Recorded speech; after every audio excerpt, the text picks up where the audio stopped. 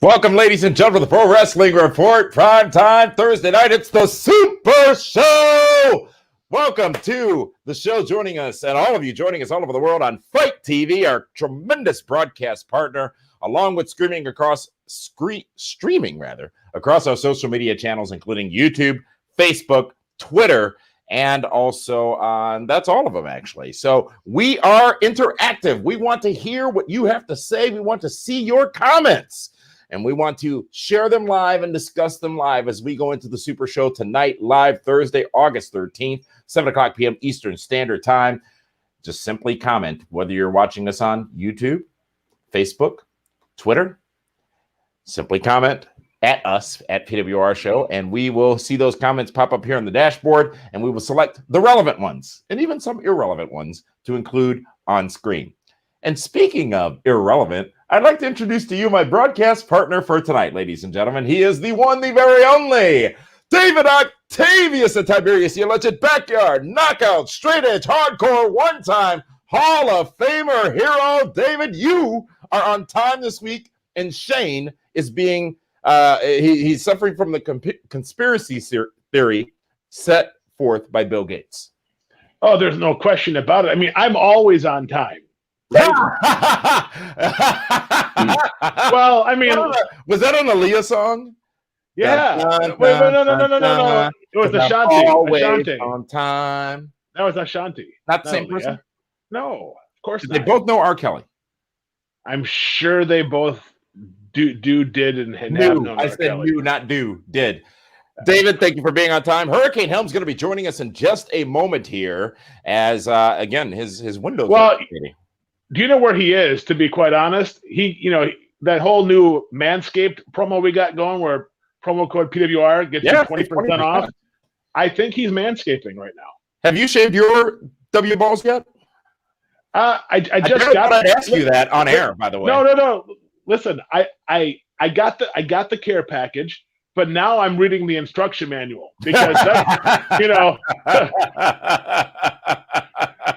want to make sure I'm going to do that right. You know what I mean? Manscaped.com, promo code PWR, save 20%.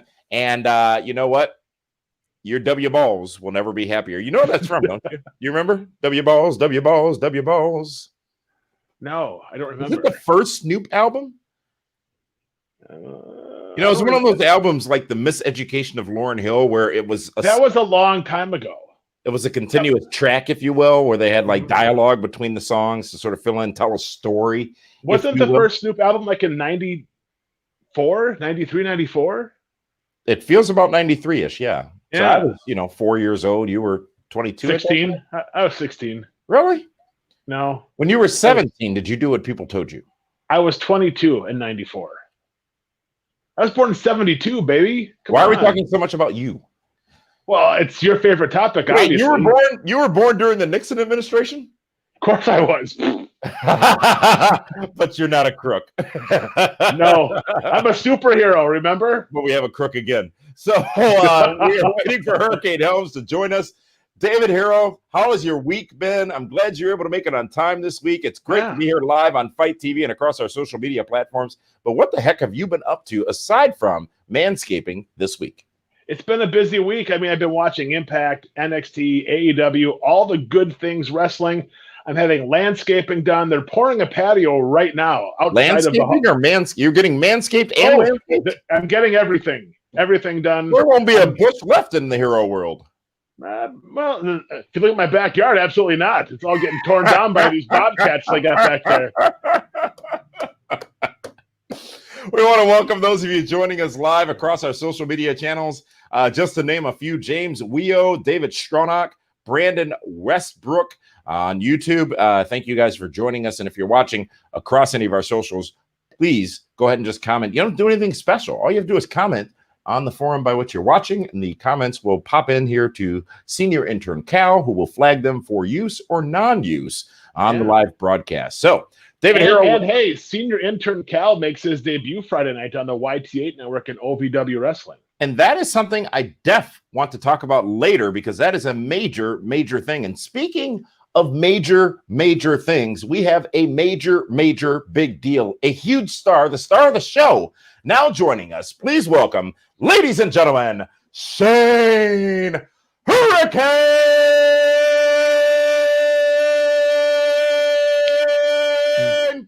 Helms.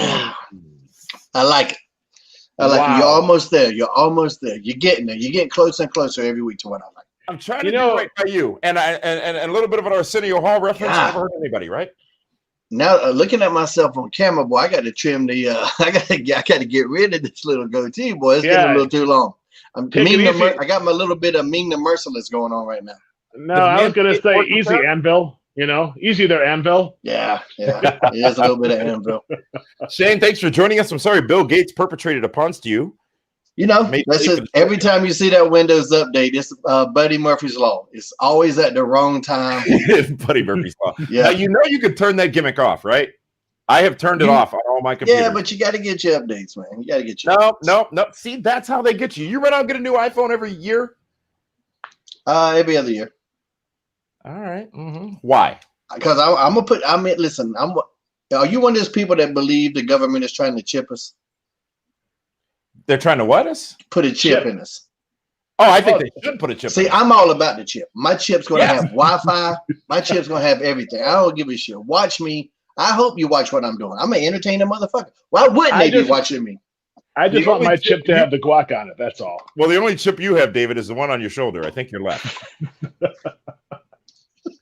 Boys, we've got a stacked show because guess what? In addition to AEW, NXT, and Impact Wrestling, we've got to talk a little bit of Raw and some big news coming out of WWE this week. So the next 90 minutes, actually 82 minutes or so, are going to be action-packed, jam-packed. And as we indicated just a couple of weeks ago, each week here on the Super Show, the first show we will be talking about, so that we can't be accused of being biased or unbiased. Wait a minute. We do want to be unbiased, but we can't be accused of being biased. Is we will pick the show that wins in the ratings. And gentlemen, that show again this week for the fourth week in a row was AEW Dynamite, though they lost about 109,000 viewers over prior week with 792,000 people tuning into a show that really actually didn't stand up to last week's show. So a little bit of I'm not surprised, rather, by the rating for the show this week. What were the numbers this week? I haven't seen it yet. The numbers, David, were AEW with 792,000 viewers and NXT with 619,000 viewers, down 134,000 over prior week. So that's 320,000 fans disappeared in a week. 245,000 fans disappeared. Well, if you carry the 4 and plus the 3, there's no way out. It's all round down, bro. There's a 5 in there, but you still got to round down. Wow. So while I got that's a lot of wrestling fans. While I got 5 on it, let's talk about AEW Dynamite, and let's talk about the matches as they happen, and we'll go over each of them briefly. The opening contest was the Young Bucks going up against the Dark Order. The Dark Order again in the opening contest of Dynamite. David, a point you've made over the last several weeks is Dynamite comes out strong, hits the gate strong. Whoa, pump the brakes. I don't think they started off strong by having the Dark Order in the first segment against the Young Bucks. Here we go. Please explain. Well, that's not a main event match that starts off AEW last night. I mean, they've been having main event matches kicking off Dynamite the last 3 weeks, and now you do this.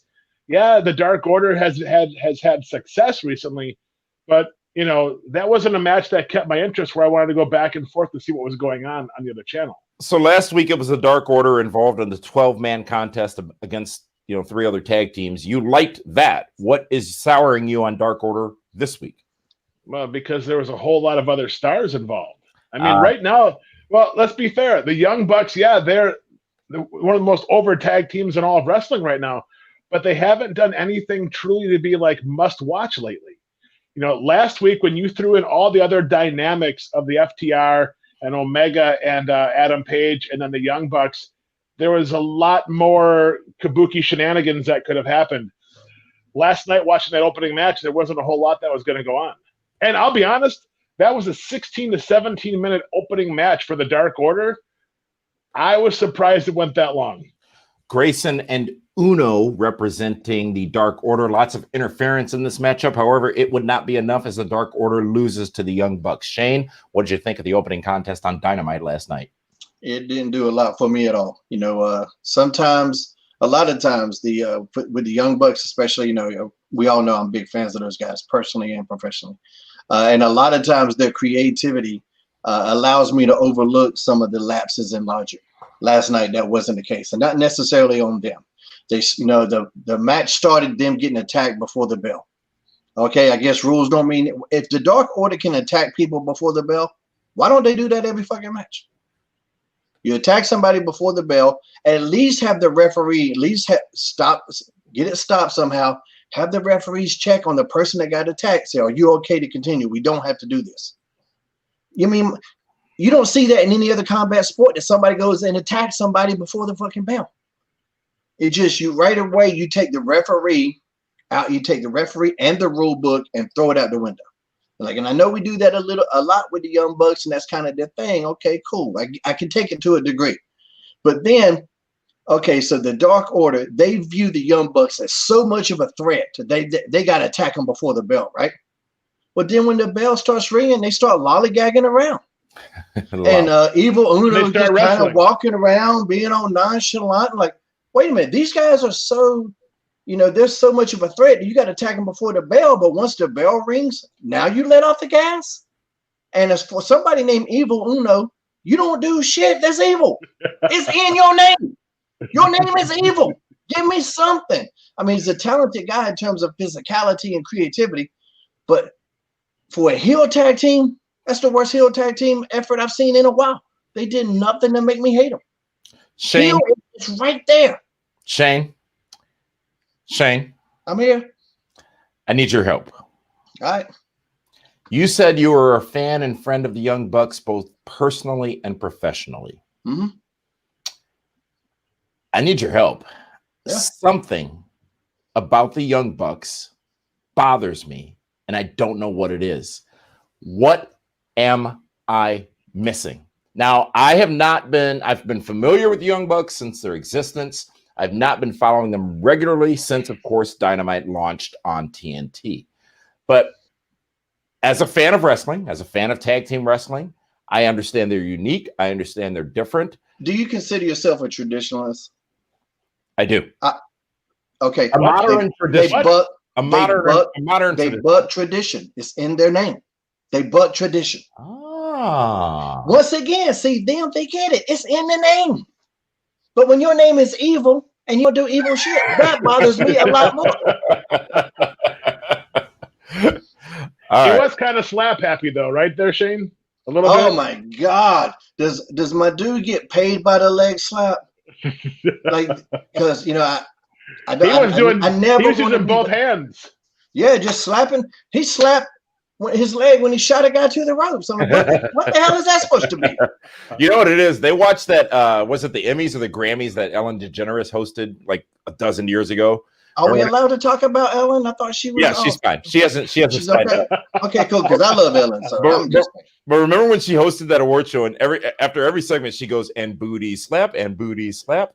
No, I don't remember that either. I don't like her that much that I'm watching an award show that she's hosting, but I'll take your word for it. I didn't watch the award show because she was hosting. I watched the award show because it was the award show. Step off. Hey, are the police at your house, Damien? I'm seeing flashing red lights. Everything okay over there? No, you're seeing what are you seeing actually? You're in the red light district, aren't you? Brown chicken, brown cow. You're just upset that Miz is over my left shoulder. Yeah, that's what it is. Back to the show because we are under time constraints. That first match didn't do anything for me. It didn't make the Dark Order look any better. It just showed me that they're athletic. I already knew that.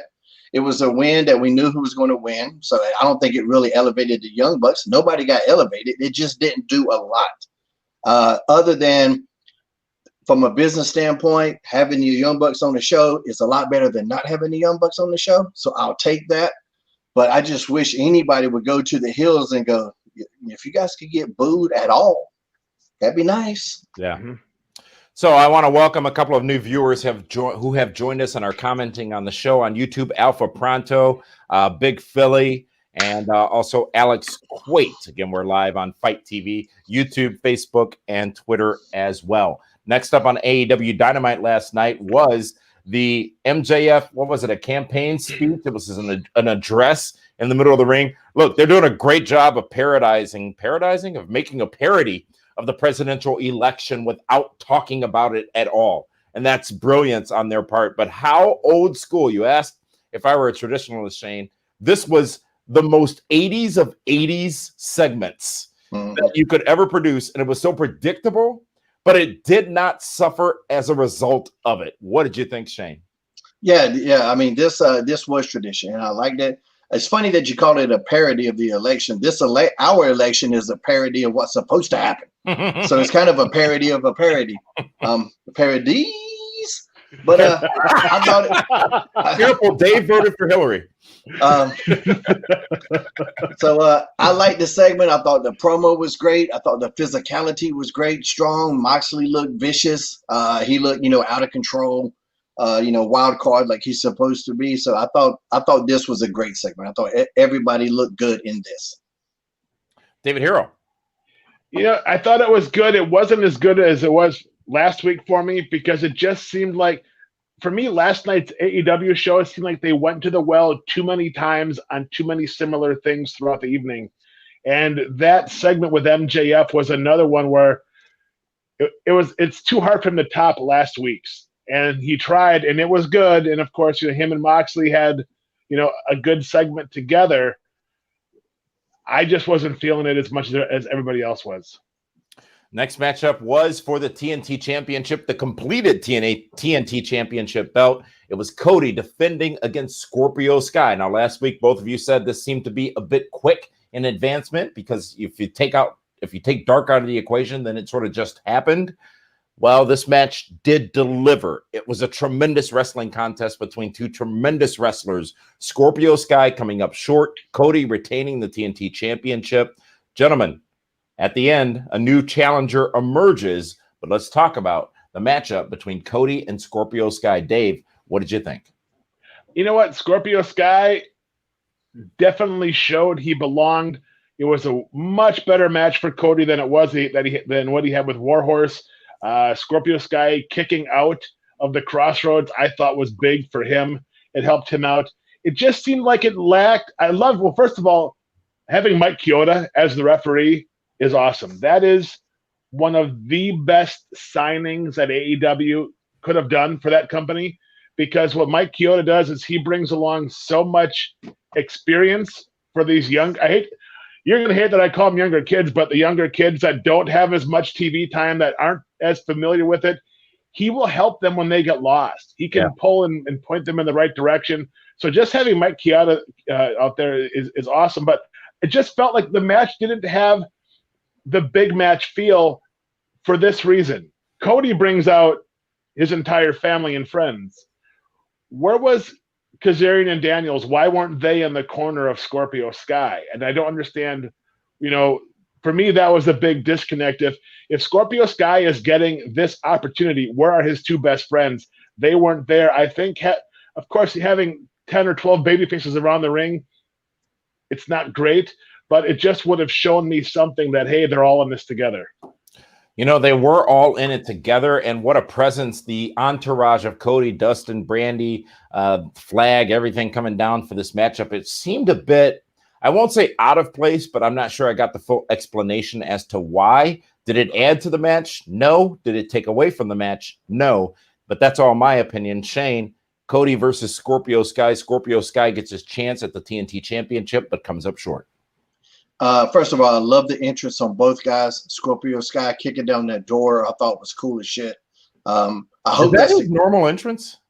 I've never seen it. If it is, it's slipped my attention. If it has, I haven't seen it. But I hope that it is from now on. Daniels and Kazarian not being out there, I'm okay with in a babyface versus babyface situation.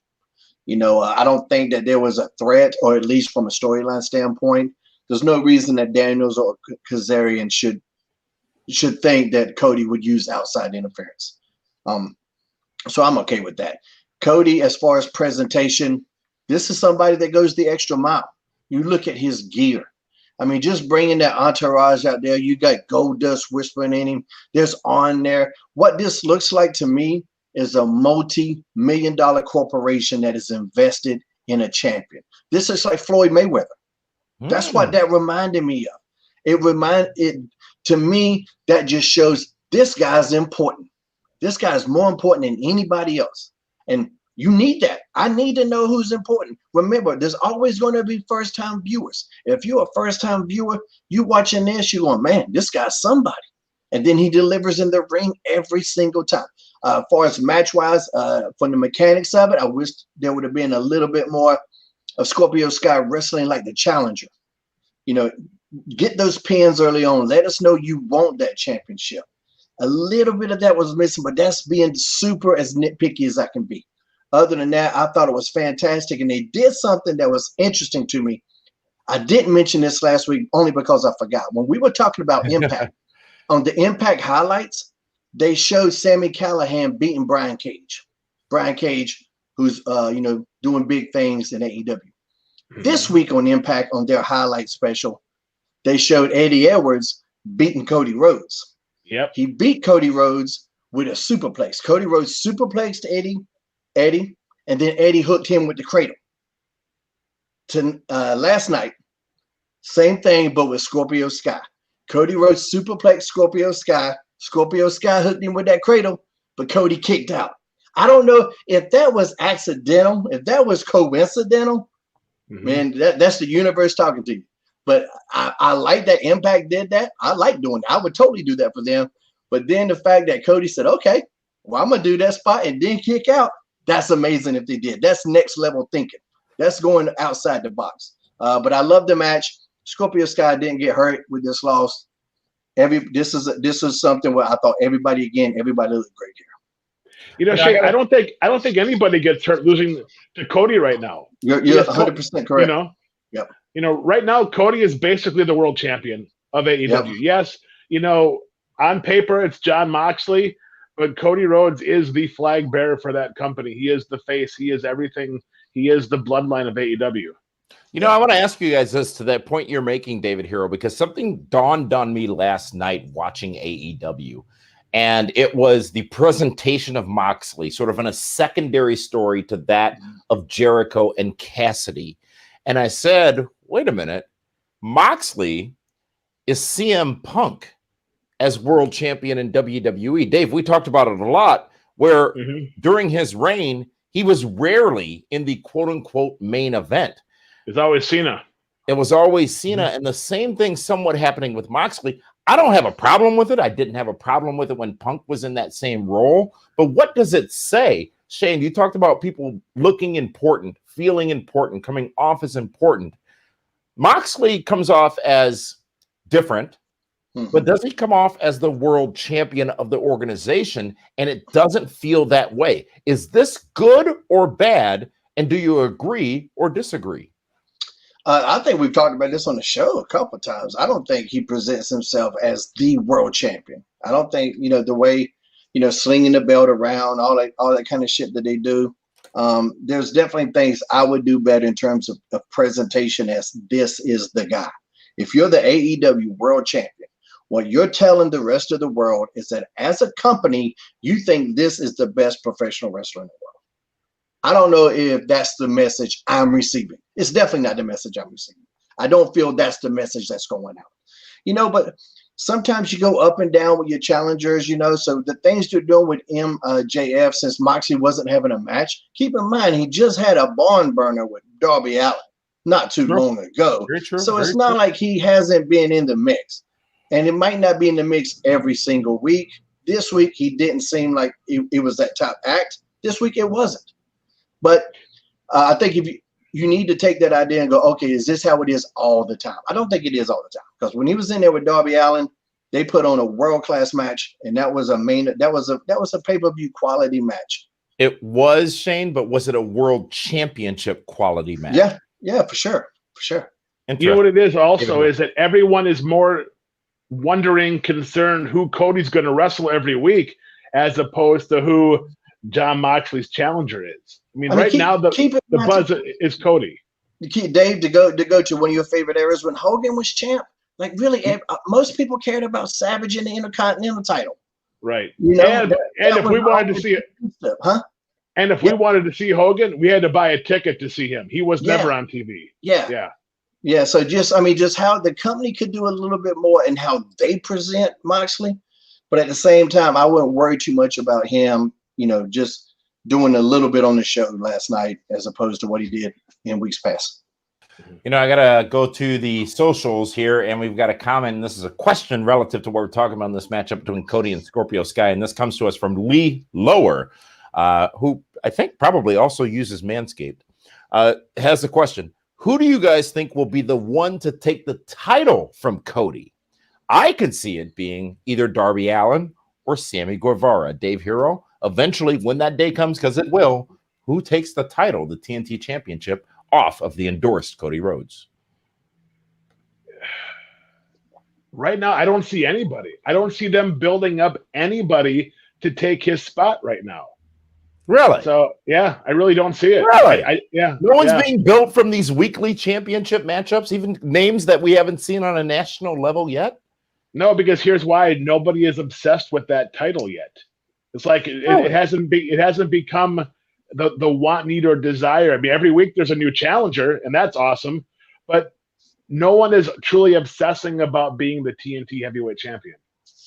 I maybe know one single person, but I feel like that's the most interesting championship right now. Oh, you know, so maybe no one single person because there's no build because it's week to week to week. So it's hard to say there isn't one person because that's just not the story that's happening right now.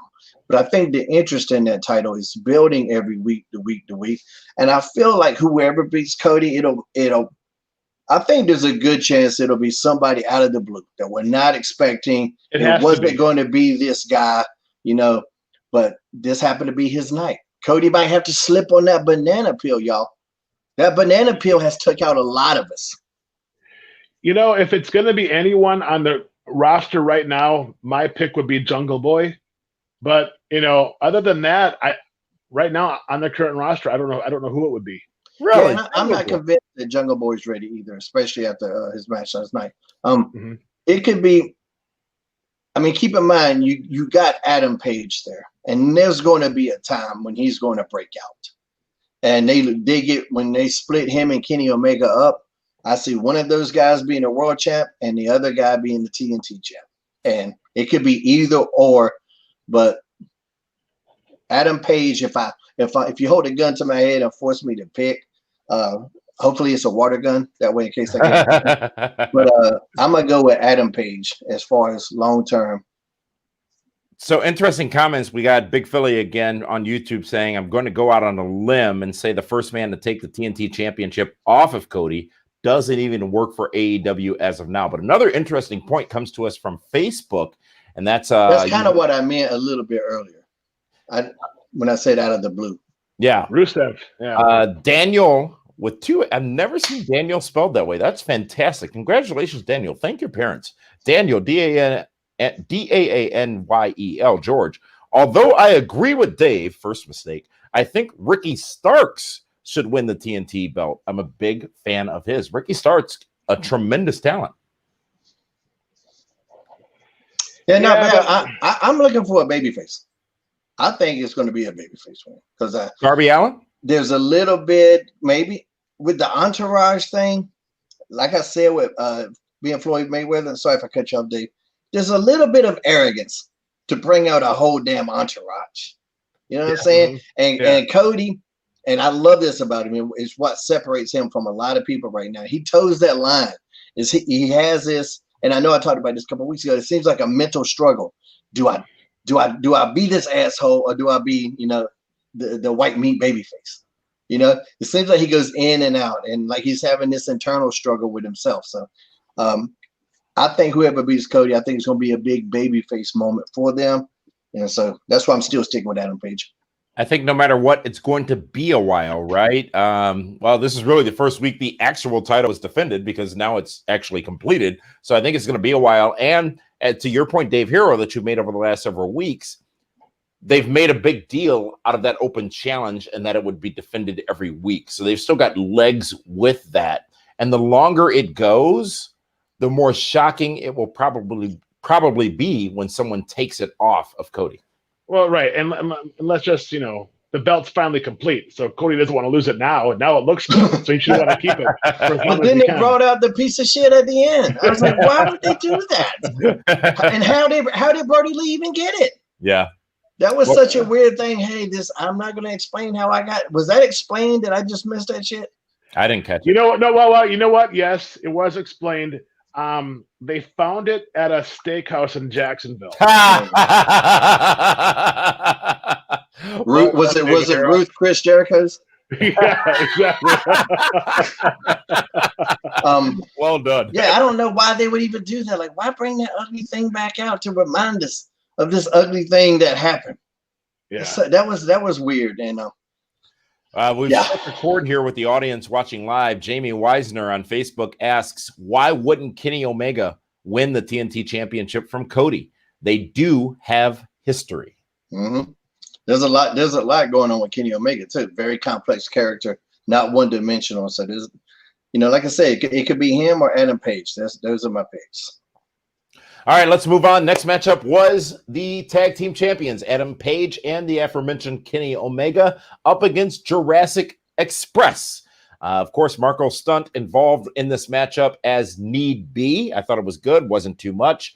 Jurassic Park and specifically Luchasaurus doing a great job last night, but the shining star continues to be Jungle Boy, who gets better and better and better every single week. There's so much there.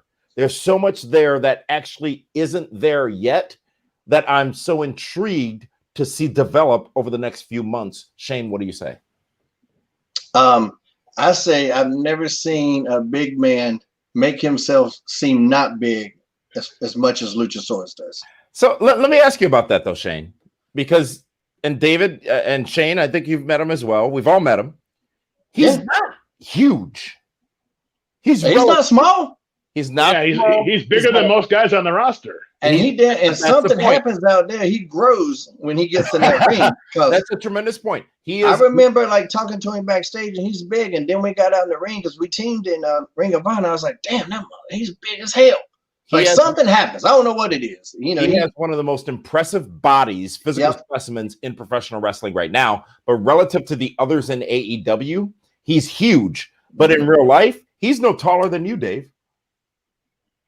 I don't remember. I mean, I'm not. Dave's not short.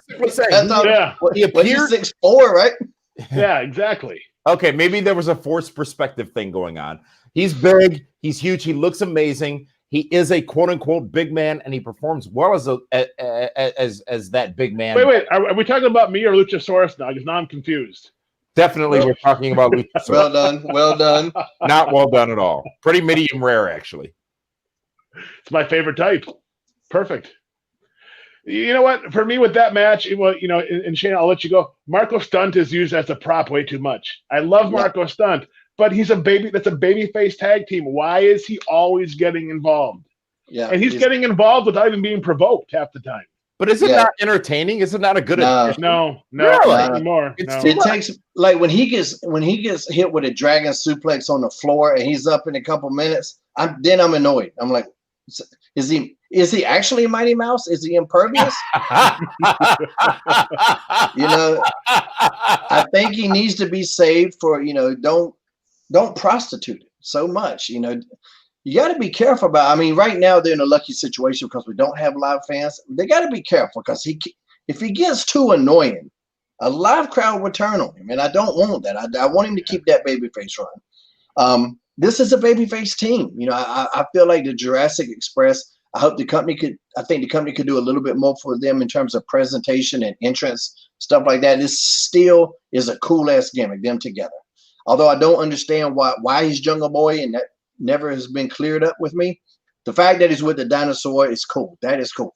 Like I said earlier, I wish Luchasaurus, the first time in the ring, they do a tag team move, but his partner's doing the effective part of the move. Like the first time, this is like old school shit that you're supposed to learn first time in a year. When you get tagged into a match in a tag match, you come in, you make an impression. That's your moment. Your partner has been in the ring doing his part. When you get tagged in, you come in and you make an impression. You know, that's just how it's done. If I tagged Rosie in, I didn't tag him in for him to set up a move that I did. I said I'd set the guy up, and then Rosie does something to him so that Rosie was highlighted, or Kane was highlighted, or whoever the hell I was tagged with. You know, this is things he doesn't seem to know, and there's agents there. I'm guessing they don't seem to know it either. But he doesn't stay big. The karate shit doesn't work for me. I think, you know, Paige and Omega look good as always. But then this match, just like the Young Bucks match, we all know who was going to win. They look good doing it. I'm glad they were on the show. But, you know, I just think that part of it might be I see so much potential in Luchasaurus too, because I'm such a gimmick guy. I'm the Hurricane. Nobody loves gimmicks more than me in terms of character. I see so much potential of what I want him to be. That might be why I'm a little hard on him, and maybe I don't need to be. I'll accept that. But I see so much damn potential. Yeah, so much potential you're a guy, for like you said, you teamed with Rosie. You teamed with Kane. Two legit giants in the ring. So you understand the size difference dynamic of that tag team. And see, Luchasaurus doesn't have somebody like me with him either, because there was times when Rosie was trying to get small, and I was like, no, you stay big. You stay big. Like one of the best things that ever happened was there was somebody, like I felt like it was the Heartthrobs or somebody shot Rosie off, and he ducked the clothesline. And when we came back, Vince McMahon called us over there, and Vince McMahon looked at Rosie and he goes, you don't duck. He pointed at me and he goes, he ducks. You run through him. And I said, God, yes. You know, so now I get validation from the big man, the biggest of big men. So we walk away, and I said, buddy, I said, stay big. I said, I'll bump. I got the little man shit. I got it down pat. You stay big. Well, Luchasaurus just needs somebody like that in his ear. Be big. Next match, you're not going to stand out doing a standing moonsault. Everybody on that roster can do a standing moonsault. Everybody on the roster does it. You can't even get a job there if you don't do one. Mike Chioda had to do one backstage to be a referee. Nobody gives a shit. Nobody cares about your karate. There's no karate pay-per-views. Before we move on to the next match, I want to get your thoughts on Matt Hardy's discussion about his situation with Sammy Guevara. Sammy Guevara, of course, coming out. The two never see each other on Dynamite last night, but the story continues, Dave Hero. You know what? I wish they would have had a little bit more with those two, because that was the most emotional, violent aspect of last week. And I just think that they should have done more because of how that played out last week. To now almost being an afterthought, I think they could have given that more time to build more of that, where Matt Hardy is actually hunting down Sammy, as opposed to just throwing a referee into the garage door. How about you, Shane? Well, a different way to do that, what I was hoping they would do, and this is so sometimes I should just get on the phone, because I know these guys. But I wish that, like Dave said, played up how serious that was, because that was a serious injury. That was a big gash on Matt's forehead. And so that now we're talking to Matt, and you see Matt kind of having this inner dialogue, right, with himself. I want broken Matt Hardy back. I know what he's doing with the multiple personality shit. The most popular thing he's ever done, or the most interesting, was broken Matt Hardy. I wish that he was back there, and we slowly get back to, because he got his brain bashed, and there was a concussion or something, whatever, where he's trying to be normal Matt, but broken Matt comes out. And then that's why he goes and beats up the referee. That's just what I was hoping they were going for. I wish Matt would have been off TV. I mean, I wish they could have done something where he wasn't there also. They could have done that, and then later got to that. I do agree that he's back too fast. We just got a guy with 13 stitches. Hey, what? He's back on TV next week. Mm-hmm. We talk about that all the time. But at least it was in a non-physical role, as opposed to as in he didn't take any physicality. But I don't know. I won't broken Matt. That's when he was the best on the microphone. That's his best promos, and that's what I think that people sunk their teeth in the most in terms of Matt Hardy as an individual. I'm not talking about the Hardy Boys. That's just a different animal. But Matt Hardy by himself as a singular act, a singular commodity. I mean, do we all agree that Broken Matt Hardy was where he stepped away and became? I mean, he revived almost both of them. You know. So who was it that was talking? There was an interview, and I apologize that I don't remember exactly who it was, where they talked about the tag teams that influenced them, and one of the mentions was the Hardys. Oh, that was Private Party. Yes, it was. You know what? You've talked, Shane, very highly about Private Party. We haven't seen them in competition in a while on AEW Dynamite, but lots of potential there as well. Yeah. There's a lot of potential. There's a ton of potential everywhere, but you got to be careful with that word, because what potential means is you ain't done shit. I mean, that's the God's honest truth. That sometimes you're not wrong. That could be the kiss of death. Notable. What potential means is you ain't done shit. You ain't done shit yet. That's what it means. That's the kiss of death. Sometimes when somebody goes, man, he's got so much potential. What that means is he ain't done shit yet. That's what it means. So you gotta be careful with that. But yeah, they do have a lot of potential and huge upside, I believe. Next matchup, guys, as we spend so much time talking about AEW, and that's not a bad thing, but let's continue talking about the final two matches that would occur last night on TNT. And the next was a women's championship match, Akira Shida versus Heather Monroe. Bit bizarre here that we don't have more prominent females in the division participating in these main matchups on Dynamite, but this match, it was short, but was it sweet, Shane Helms? It served its purpose. Now, keep in mind, there's a lot of things going on with AEW's women division. We got injuries. We got women that can't travel in because of the virus. So their women's division is a lot more handcuffed than the men's division is right now. So some of this is just by necessity. It could have been, I'm sure there's a million different ways that Heather Monroe could have been betterly debuted and built up into this match. We all know I hate champions in non-title matches, but like I say, they're handcuffed. At least we got her on the show, and she did something. A little short, sweet promo at the end. It wasn't a terrible showing by any stretch of the imagination, but it was very indie-ish, very indie-ish. And but I like the new submission, that what's her name, Shida did at the end with trapping that arm. I never quite seen that one done quite that way. Somebody else just started doing that almost exact same submission. I can't on WWE, and I forget who it was. I loved the submission. I thought that was great. I will say this: when I saw making her AEW debut in a non-title match, I was like, "Oof, let's switch and see what's on the other channel." The only problem right now I have with the women's division is I don't know who the number one contender is for the championship. I don't know what direction they're going in, and that pay-per-view is basically 4 weeks away. Do they rank the women as well as the men? They do, but during that match, they weren't getting over any of the contenders. I mean, they weren't like trying to say, "Hey, this is what we're going towards." Well, I mean, a lot of some of those contenders in that women's tag team thing, which is happening. I think on the YouTube channel, I believe, is that where the women's tag team. So they've kind of got two things going on at the same time, and maybe at the pay-per-view is where the women tag team things come to fruition. Am I wrong about that or no? No, right. But what I'm saying is, who's going to be the contender for Shida? I mean, right now, I don't know who that's going to be. No, I understand, but I'm saying, like, if they've only got a limited number of bodies. And they're trying to do this. Probably might not have been the best of time to start the women's tag division since they're so limited personnel wise. But that might be why it's like everybody else is in the tag team tournament. That's why we get somebody we don't even know making their debut against the champion. Which honestly, that should just never happen. Here's an interesting point, though. No Britt Baker last night on AEW, and where is because Karma? What's her name? Brooks. Can't remember her real name. We haven't seen her since it's been a long time. So they have a lot more people they could theoretically be using.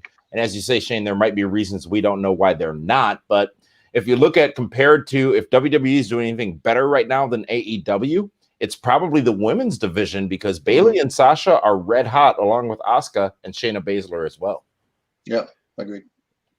Let's move on. Let's get to the main event. It was Orange Cassidy versus Chris Jericho. If Cassidy lost, he had to buy Chris Jericho a new jacket. And how brilliant is it that each and every week for the last 3, that jacket has gotten more and more ripe with each week that Jericho, who is just fantastic at selling you into a building. It's amazing. Even if you can't go to the building right now, his promos have been tremendous. Orange Cassidy out of the gates in this match showed us that he can perform differently. And I like that because I think we needed to see it. He delivered. He delivered a win over Chris Jericho, which is a bit surprising, at least from my standpoint. But gentlemen, this main event on Dynamite last night, David, you first. What did you think? I thought it was flat. I didn't think it was, nearly as good as the first one. I thought there would be more emotion. I thought Jericho would. Here's where Dave doesn't like Orange Cassidy. No, it's just his size. No, it's had nothing to do with his size. I watched a lot of I watched a lot of small guys on TV last night on both shows, and it's just that there was no sense of urgency. I didn't feel like Jericho truly wanted to maim and cripple Orange Cassidy. I mean, it just didn't. For me, watching that match, I felt they underdelivered. I thought the finish was, how does Chris Jericho not kick out of that? You know what I mean? It's a guy that has taken every finish in the world. He's kicked out of everything. I've been a fan for over 40 years. I've never once heard of a mousetrap. And there it was, and that's what beats Chris Jericho last night.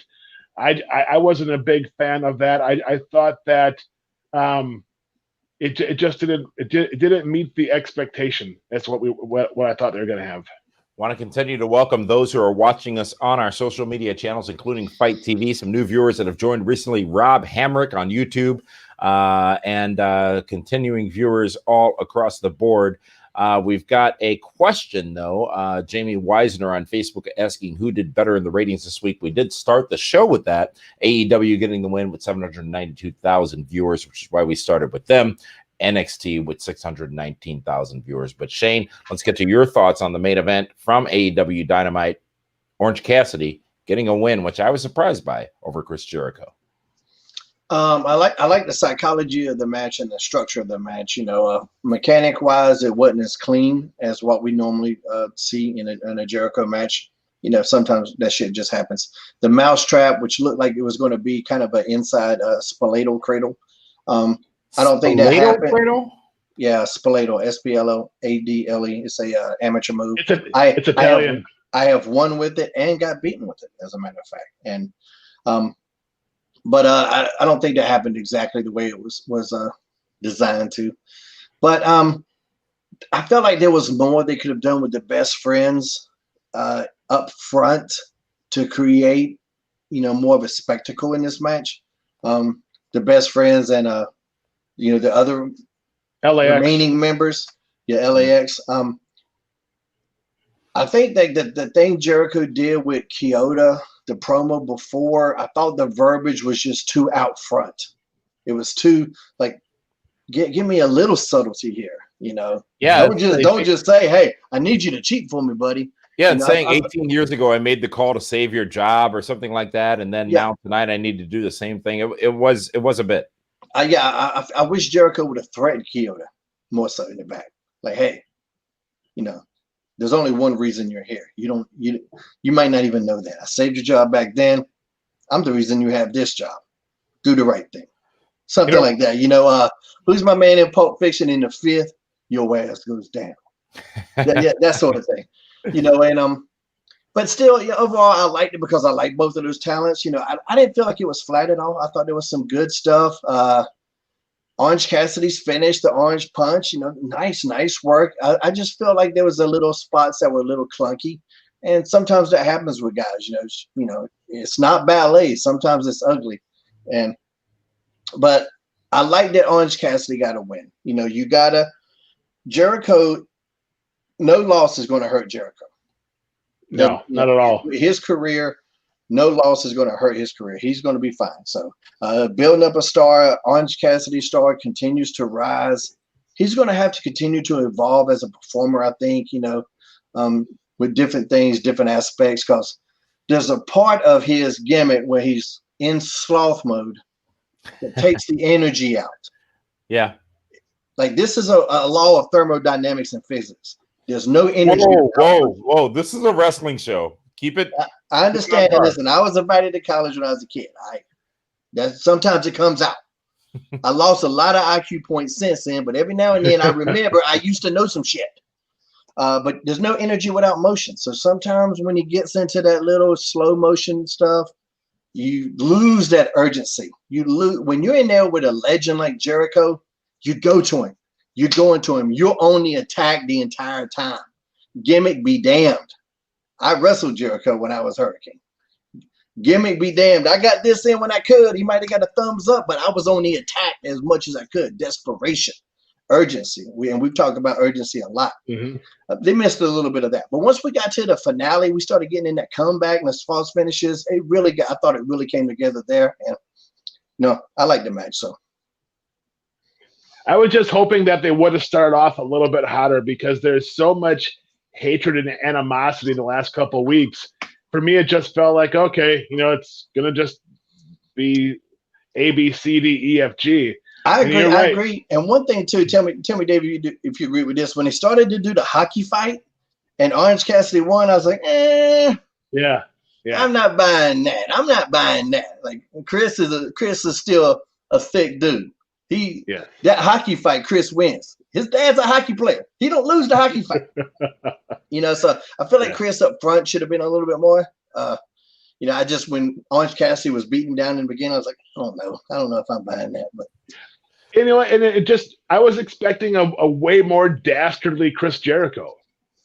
And for me, I didn't get that. I don't know. I mean, did they do good business? Yes. You're right. Was the psychology good? Absolutely. I just figured if I got $7,000 to lose, I'm trying to do anything I can to win that match if I'm Orange Cassidy. Right.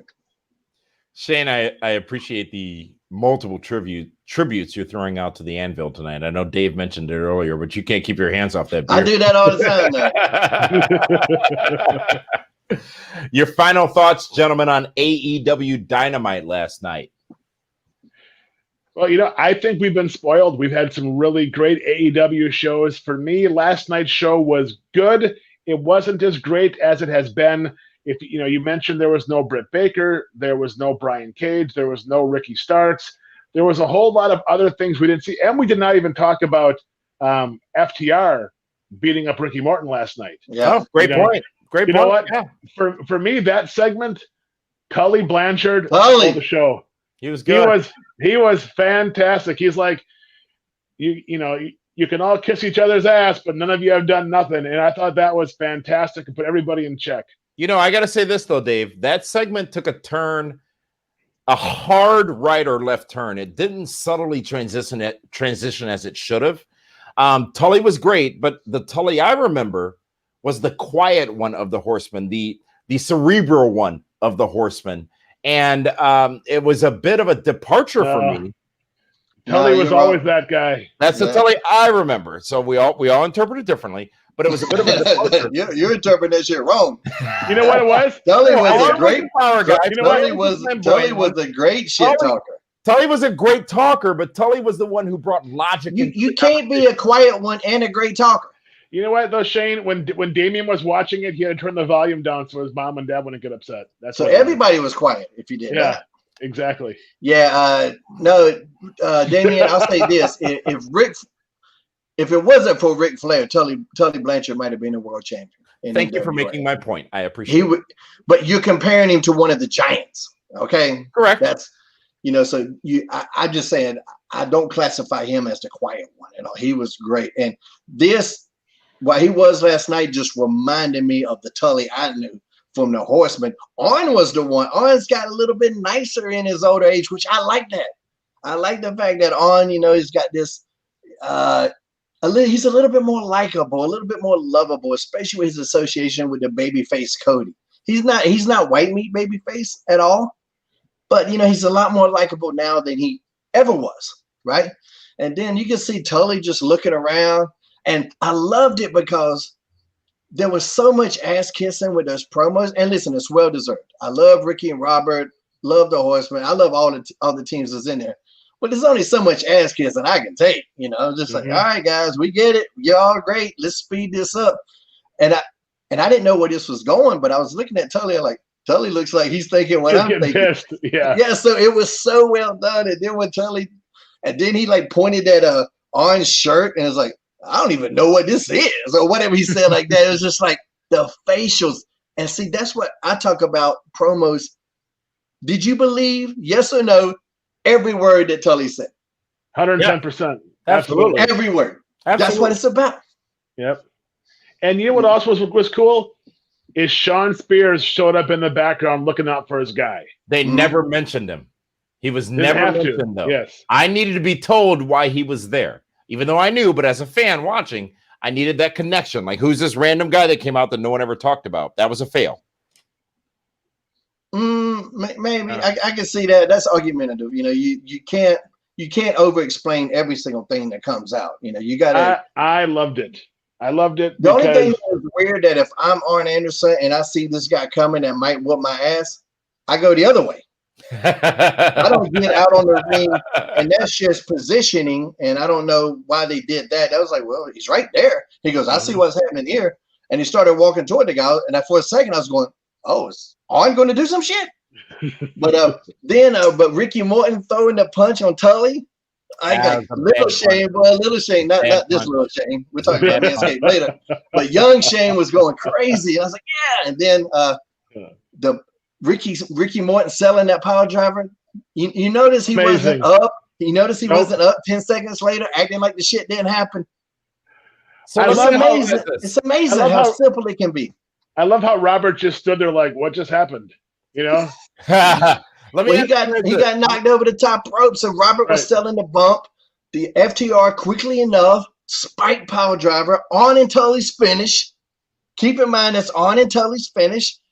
On Morton. Morton sells. Oh my God. He didn't just take the move, he sold the move. Let me ask you guys this. Like devil's advocate.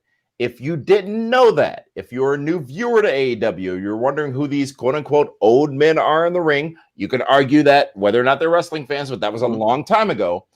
Did it really connect? You may have loved it because what you know about Tully, what you know about Arn, what you know about the Rock and Roll Express. But if you were a new viewer, that casual viewer that AEW needs to grow their audience, would that have connected, or would you have been a bit confused last night? Well, a new viewer, you ain't going to connect with anybody as a new viewer, you know. But I think listening to the promos, you get the gist. Okay, these guys were legendary. The promos from everybody, if that didn't spell out that these were legendary performers, then nothing ever will, you know. So I mean, you always, like I say, you always have to take notice that they're new viewers, but you still have to give the show for your audience, and the wrestling audience knows those guys. Okay. David, anything to add? No, I agree. I thought I was just amazed how the Young Bucks casually walked out to check on Ricky Morton and Robert Gibson. It's like no one rushes to the ring to save anybody anymore. But that's nobody gives a shit. And go ahead, Shane. No, I was gonna say nobody gives a shit. I want to mention too. Like I know we're gonna talk about Raw if we have time, but if you think about the promo that Ric Flair cut, yep, and then on AEW, the best promo of the night was Tully Blanchard. Yep. Weird how that happens. Think about that. That's fascinating. Really weird, actually. And let's go to, after wrapping up AEW Dynamite, again, another hour. We have to figure out how to trim that a little bit, guys, in future weeks. And you know what? That segment should then become sponsored by Manscaped, where if you use promo code PWR, you'll save 20%. Oh, because we want to shave it down a little bit. Good you need to trim. You need to trim the excess. You need to trim the fat. You're good. Before we talk about the great T-shirts you both are wearing, I do want to go back to Raw this past Monday night, which is uncharacteristic of this show, but significant because two very big things happened. And one thing you're talking about, or you mentioned, Shane, was Randy Orton finally turning on Ric Flair, because it's been obvious for the last couple of weeks that was going to happen. But it was done in such a way that Ric Flair spoke from the heart. Randy Orton spoke from the heart. Everything was executed very carefully, very deliberately. But at the same time, I wondered, especially after the opening segment, which we'll talk about after Impact Wrestling, which is next, I wondered, was everybody in the back on break or on taking a nap? Because it was clear after Randy gave the low blow to Ric Flair that he was contemplating for quite a while, the kick to the head, which he's done to every legend. If this was such a delicate situation, if this was such a heinous situation, why didn't they treat it like Vader attacking Monsoon in 96 and send out the cavalry to stop this heinous act? It was a bit of a disconnect. It was a well-done segment, but it was a disconnect because of the gap in time of help coming for Ric Flair, which again carried over from the opening segment of the show. And Shane, you brought it up, so I'll give you the first thoughts on that. The difference in those two things, and I'll just acknowledge that, because back then everybody loved Gorilla Monsoon. Keep in mind, for weeks and months, Ric Flair has been a heel on the show, and he's been turning on everybody, low blowing people, pissing people off in the back. So there's an argument there that anybody that could have saved him would have been like, man, the hell with him. You know, he's been a dick to me for the last couple of weeks. There's that argument. As far as the first segment, I've always hated segments where, like, if you're going to have people that can come make the save and they don't, I want to know why. That's always a glaring question. Why didn't nobody help this guy? You know? So, but at least I feel like with Flair, there's an argument because he's made so many enemies in recent weeks. You saw what he did to Christian. Christian came back. You know, Christian came back. Flair low-blowed him. Nobody saved Christian, and Flair was a part of that. If nobody saved Christian, why are they going to save Ric Flair? So, at least for me in that one aspect, and I'm reaching for that aspect. But at the same time, I'm watching like, man, nobody ever saves anybody. I told Dave this. This used to piss me off when I was the superhero there. I'm like, hey, if only there were a superhero on the show to save somebody. Anytime they did some shit like that, I'd be backstage going, hey, I'm right over here, cape and all. But no, I'll just sit back here and let this shit happen. You can't save everybody, Shane. Yeah. Apparently can't save anybody. The real reason, though, why nobody came to save Ric Flair was because they were all afraid of Antifa, who just threw the big cinder block through the window and overturned the. They didn't want to come out to the building. They were like my dude could barely even pick up the cinder block. He couldn't even throw it through the top part of the window. He had to throw it to the bottom part because it's too heavy. Yeah. So let's talk about that too. I mean, we're not right now. Nope. Because I think it's. I don't think. Okay. Then Dominic Mysterio. We have to talk about that. Not yet either. There's a show flow here we're going to follow. We're going to talk about collar and elbow and your beautiful T-shirts right now. Yes. Who you're wearing and how you get it, David Hero. I'm a ring general, like we talked about earlier. Go to PWR 360. No, wait, hold on. I'm completely lost here. Hot tag Shane. I'll put it on screen for you. Collar and elbow brand. Even better. Yes. Collarandellowbrand.com. Use promo code PWR360 and you can save some money. I know Shane is wearing the Wu-Tang inspired collar and elbow shirt. I'm wearing the Ring General. And hey, these shirts make your delts look great and they're comfortable. So Shane, what do you say more of there? Wrestling makes what? Wrestling is for the children. It's a play because Wu-Tang is for the children. It's like We Are the World, sort of, kind of. Yeah, exactly. No, except for it's not at all. It's fucking Wu-Tang. Damian Nelson. We are the world. We are the world. We are the children. We are the ones who make the better place for you and me. You got the words wrong. Yeah, I'm not so brilliant. Well, hey, but that's a choice we're making. Oh God, here we go. We're saving our own lives. It's true. We make a better day for you and me. David, come on, Dave. Maybe do the Lionel Richie part. Michael Jackson. Barbra Streisand. Oh, wait. Stevie Wonder. Oh, whoops.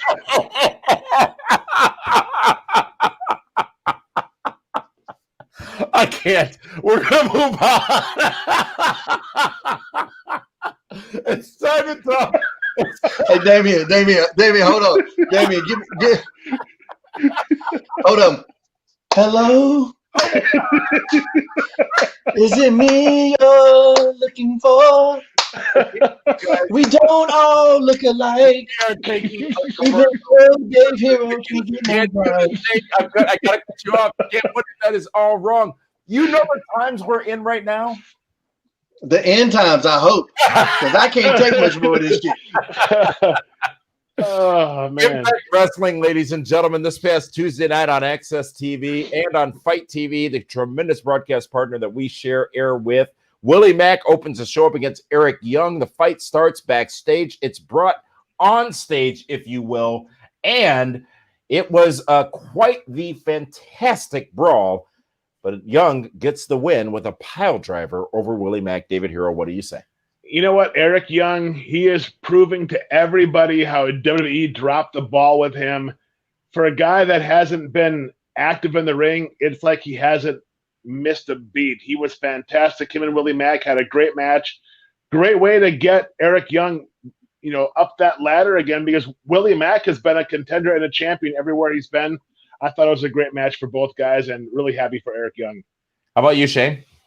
Yeah. I mean, I hate there wasn't a crowd there because Eric is a guy that works off a crowd. He's old school in that aspect. But as far as what they did in the ring, they look great. And I like both these guys. I talk on Twitter immensely about times that I would watch Eric Young matches at WWE. Just like, man, I thought he was fantastic. And I just loved him. Best pile driver in the business too. Love that finish. Well, the next segment on Impact Wrestling this past week was Wrestle House Week 3, I believe. And David Hero, you've been a huge fan of this because you like the goof and circumstance. What did you think of this continuation of that install? You know what? I thought again, it was great. It's funny. This is an amazing vehicle to get everybody on the show to show their characters. They have all characters in that house. I think it's great how they show matches earlier. You get to hear Jeremy Borash in the background. What they're doing is they're showing that, hey, we're legit. We've had stars. We still do have stars, and we're building and growing. Wrestle House is legit my favorite part of any show on wrestling right now. Wow. Yeah, and I'm going to agree. There were several parts of Wrestle House that popped me. There were several things Impact did throughout the night that popped me. Scott D'Amore referencing the Good Brothers as Hall and Nash. Oh, that was fantastic. That was pop. Fantastic. And then that segued into Moose walking down the hallway, and there's a projector video of EC3 on him, and he's looking at it, and then it was against the wall. I was like, wow, how creative is that? And I'm speed rushing here because we're going to lose time if we don't. I think Impact is doing different things outside of the box. That there's so much about that show I like. That's not but I agree with Dave 100%. Wrestle House is the best. It's the best wrestling thing of the week, including I don't care what show you're talking about. It's my favorite. And to that point, Shane and Dave, the network has just granted us an additional 15 minutes, so we can go to 8:45 here Eastern Standard Time. That's what I do. Well, because the live radio, the social media score is through the. I cannot. Because the wrongness about that is so fantastic. Wait, who are you right now? Are you Lionel Richie, Stevie Wonder, or the monkey from Poltergeist? I'm gonna just do Dave saying, "Beat it!" No, you can't say that particular animal. So you're gonna get my ass in trouble.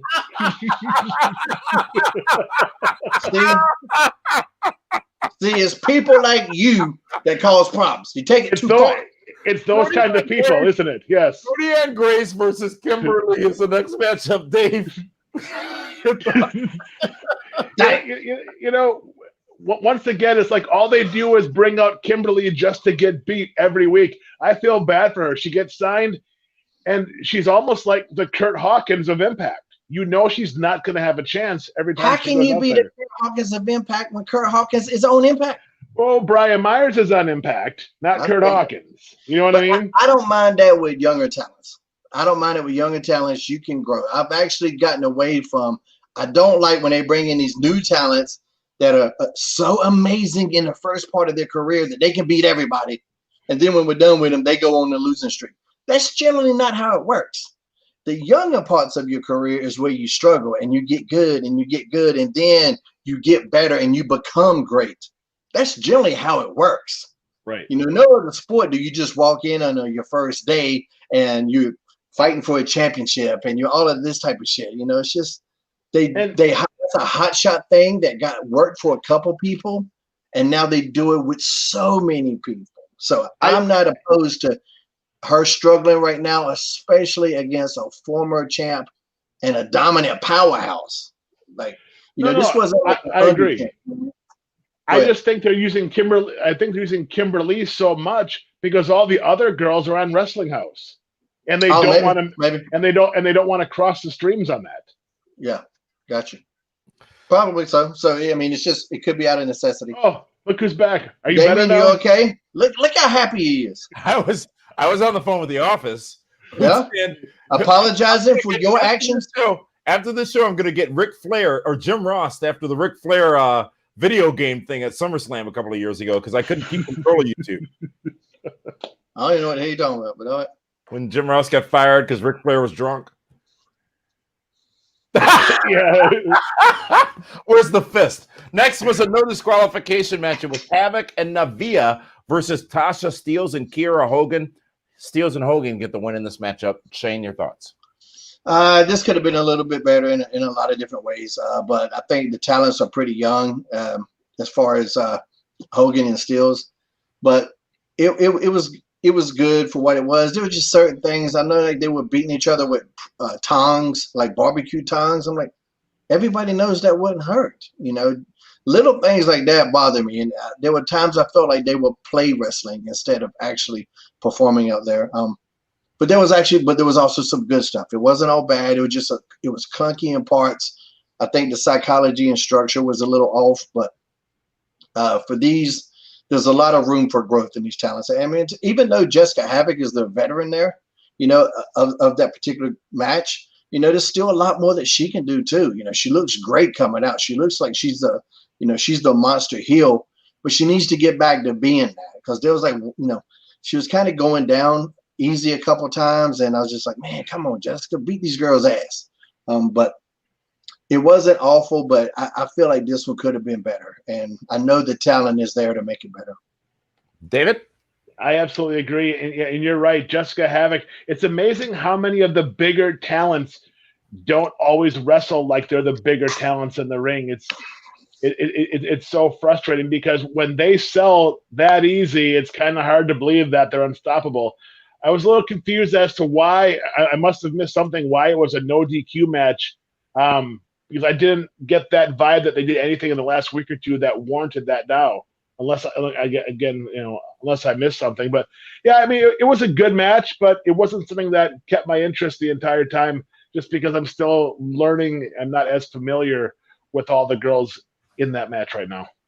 Next up was the Good Brothers interfering or interrupting, rather, a contest that was supposed to take place between Dez and Suicide of the Rascals. You know what? They're doing great. They're a great presence. We talked a few weeks ago about the fact that all of these talents ended up spread across the different companies as opposed to all landing in AEW or all landing back in Impact. And they've been allowed to have influence over the brands more so than if they would have all been in the same place. And I think that what we've seen between Anderson and Gallows, if you will, has been fantastic over at Impact Wrestling and incredibly, sorry to use the pun here, but impactful. David, what do you think? You know what? Everyone that has come into Impact, it's like they've been given a little bit more freedom with their creativity. And what's been great watching the Good Brothers, Anderson and Gallows, is they easily could have come in and just ran the entire company. They could have just ran over everybody. But they are doing good business by elevating the guys that they're working with and making them seem, at least to the viewer at home, that they're all on the same level and they could all win or lose at the same time. And they're not just beating people coming off of their reputation. Yeah, and then one thing I want to know here too is you look at Luke Gallows, he's in the best shape of his career, right? He could have came in. There's quite a few talents on multiple shows that, for me, they're not in the shape they should be. And these are people that haven't realized their potential. And you got a guy like Luke Gallows that's made the money. He had 2 successful WWE runs. He had a New Japan run. He could be coasted, but he comes in looking the best he's ever been. That should light a fire under people's ass. Because I all the time hear about these talents talking about how how hard they're working and busting their ass. And then I look at them, they don't look like they've been working hard in the gym. Their work isn't that good in the ring. So I'm not sure where it is they're busting ass at. Maybe in their, there was a new We Are the World a couple of years ago for Haiti. Okay. We can't talk about Haiti right now either. Yeah, I hate that. The main event on Impact this past Tuesday. You like that, Eddie? The world champion Eddie Edwards defending against Brian Myers, formerly Kurt Hawkins of WWE fame. He came up short in his efforts to become champion on Impact Wrestling. Eddie Edwards getting the win, but a good showing for Myers. David Hero, what did you think? 9 times out of 10, I will complain about bringing in the former WWE guy and putting him in that title match right away. But this was a great way to do it because it's a way of showcasing that Brian Myers is more than just the guy that never got more than 3 minutes in the ring on Raw or even main event for most part. It showed how talented he is, how good he is, and him and Eddie Edwards had a good competitive match. Yes, he came up short, as he should, in his debut matchup against the TNA Impact World Heavyweight Champion. But you know what? I thought it was a good, solid way to show that Brian Myers is a player and not just Zack Ryder's sidekick. Shane, how about you?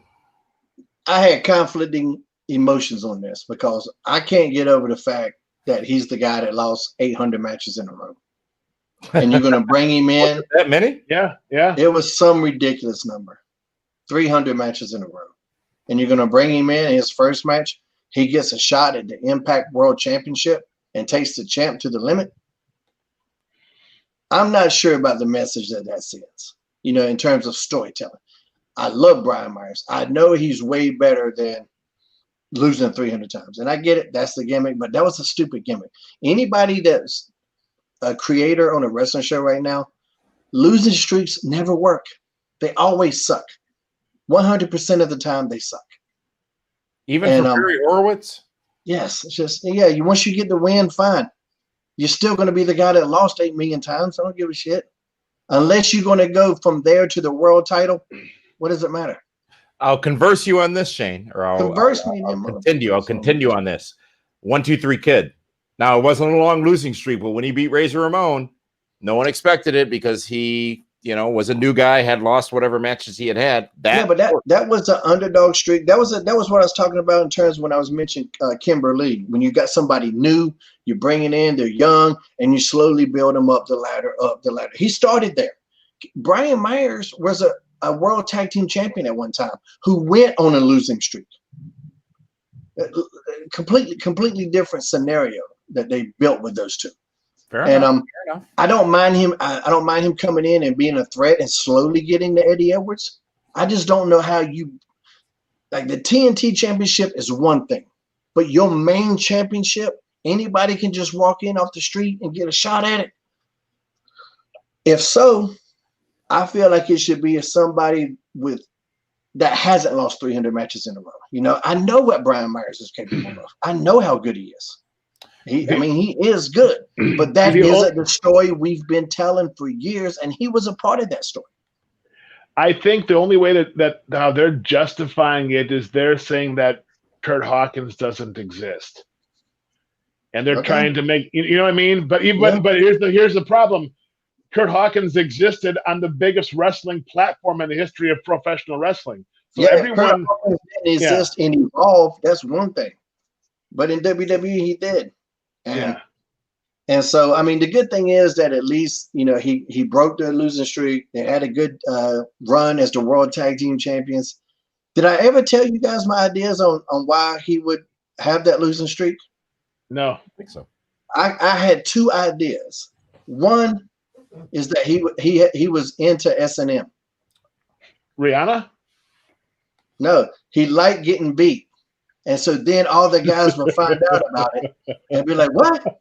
And then we would have all that conflict. They wouldn't know what to do. I might need to beat this guy's ass, but he's enjoying it. But I still got to win the match. That could have been some entertaining shit. The other idea I pitch is that. Hold on, Shane. Before the second idea, it pains me to have to do this, but as the broadcast journalist of this program, I need you to there may be some members of our audience who are not familiar with what the term S&M means. There are some people, I am not one of them. They might be, not sure. But there are people that exist that enjoy pain. That like the powers of pain? Them too. Fuji. Well, yeah. Don't talk about, you can't bring Fuji up without, some extracurriculars.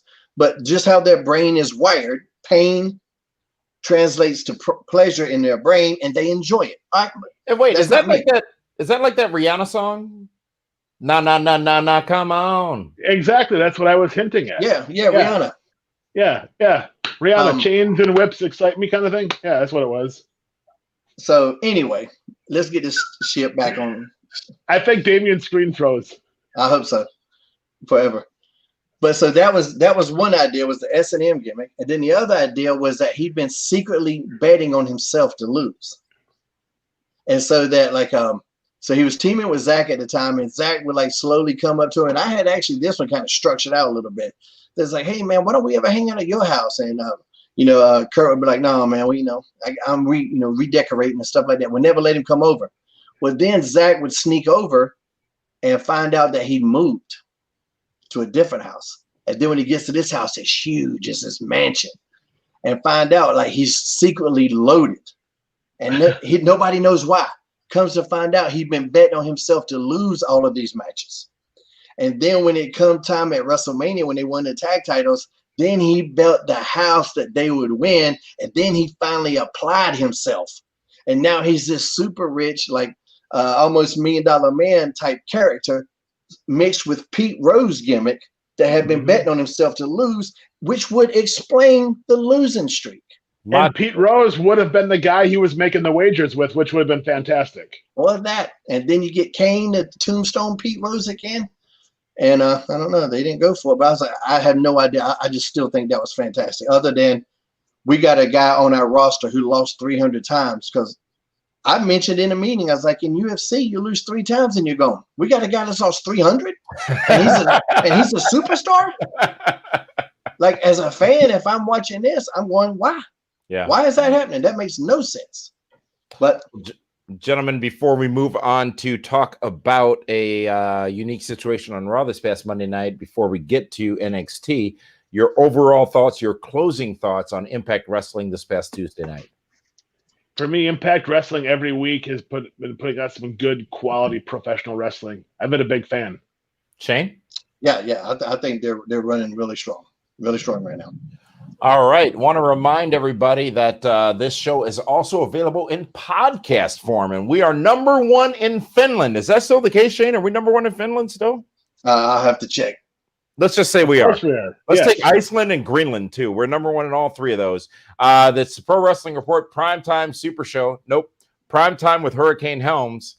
Available on wherever you listen to podcasts, including Spotify, Apple Podcasts, Google Play, everywhere. And you can take this show on the go with you, and you can listen to it. Actually, you can listen to it while you are preparing yourself for the next person that will see your Netherlands, because we're #1 there as well. And that is while you're manscaping. Manscaped.com, 20% off your order. And you know what? We can pull the veil back. I'm not one to reveal my private life on this show, but I did just earlier today use Manscaped products for the first time ever. And I tell you, I'm sitting comfortably right now. Were you uncomfortable yesterday? Last week I was. I wasn't using my Manscaped products, and I mean the light helps. The smooth vibration technology, the easy, easy. Hey. It's Manscaped. It's Manscaped, right? Or did you get something else in the mail? He got that fleshlight. That comes next week. We're supposed to do that advertisement. I cannot. You two. You confuse the advertisement. You two are ridiculous tonight. I did not receive any kind of lighted device except for my Manscaped device, which does have an LED light on it that allows me to properly groom myself down south to prepare myself to show it to whoever wants to see it, including myself. And I'm just now happy I can speak openly about my manscaping challenges of the past and how they've all gone away now that I've got the waterproof, water-resistant lighted Manscaped device, which I saved 20% on by going to manscaped.com and entering promo code PWR at checkout. There. Boom. There you have it. Exactly. Yeah. I got it. All my friends got it. You know, once the sponsorship came in, it's like, you got to try this. This is the best thing ever. You know, guys, we don't go European style no more. Women don't like that. I don't care what your woman says. She don't want to hurt your feelings. You know, but she wants to see what's going on.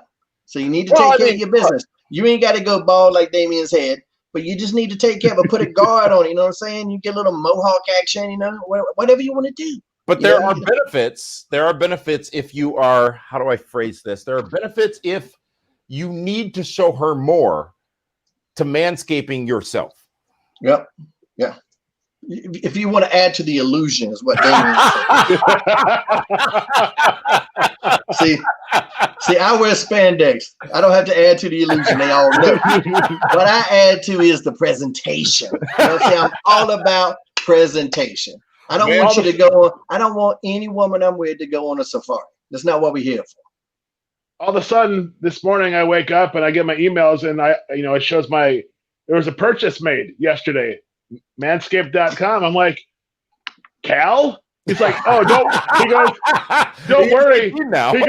He goes, I used the promo code. I'm like, oh, fantastic. I go, it's like 20%. Exactly. So got anybody listening to this? Manscaped.com, promo code PWR, get yourself 20% off of everything. And also it helps us continue to do the show. Boom. Moving on. And it helps us continue to go back as far as this past Monday night's WWE Raw. We talked about Ric Flair and Randy Orton. Ric Flair, the subject of an attack by Randy Orton, by which Drew McIntyre came out entirely too late to be angry about the fact that Randy Orton was attacking Ric Flair. Earlier in the night, a similar situation would develop. It was a contract signing. Dominic Mysterio signing not only his WWE contract, but his contract for a match against Seth Rollins at SummerSlam.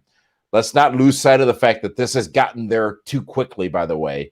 But I understand, but I don't, and I have a challenge with it. But at the end of that segment, a kendo stick that Dominic brought down to the ring with him would be used against him for not 5, not 10, not 15, not 20, not 25, but 30 brutal lashes. This boy got his ass beat, excuse my language, as his initiation on WWE Raw, and the entire building of the Performance Center, nobody thought that this was too big an attack, too much of an attack for a young kid, and was willing to help him. That's the only problem I had with it, but what it did do for me was prove to me that this boy is a man who can take a beating and may have an opportunity to survive the challenge of Seth Rollins at SummerSlam. Shane, tell me how I'm wrong.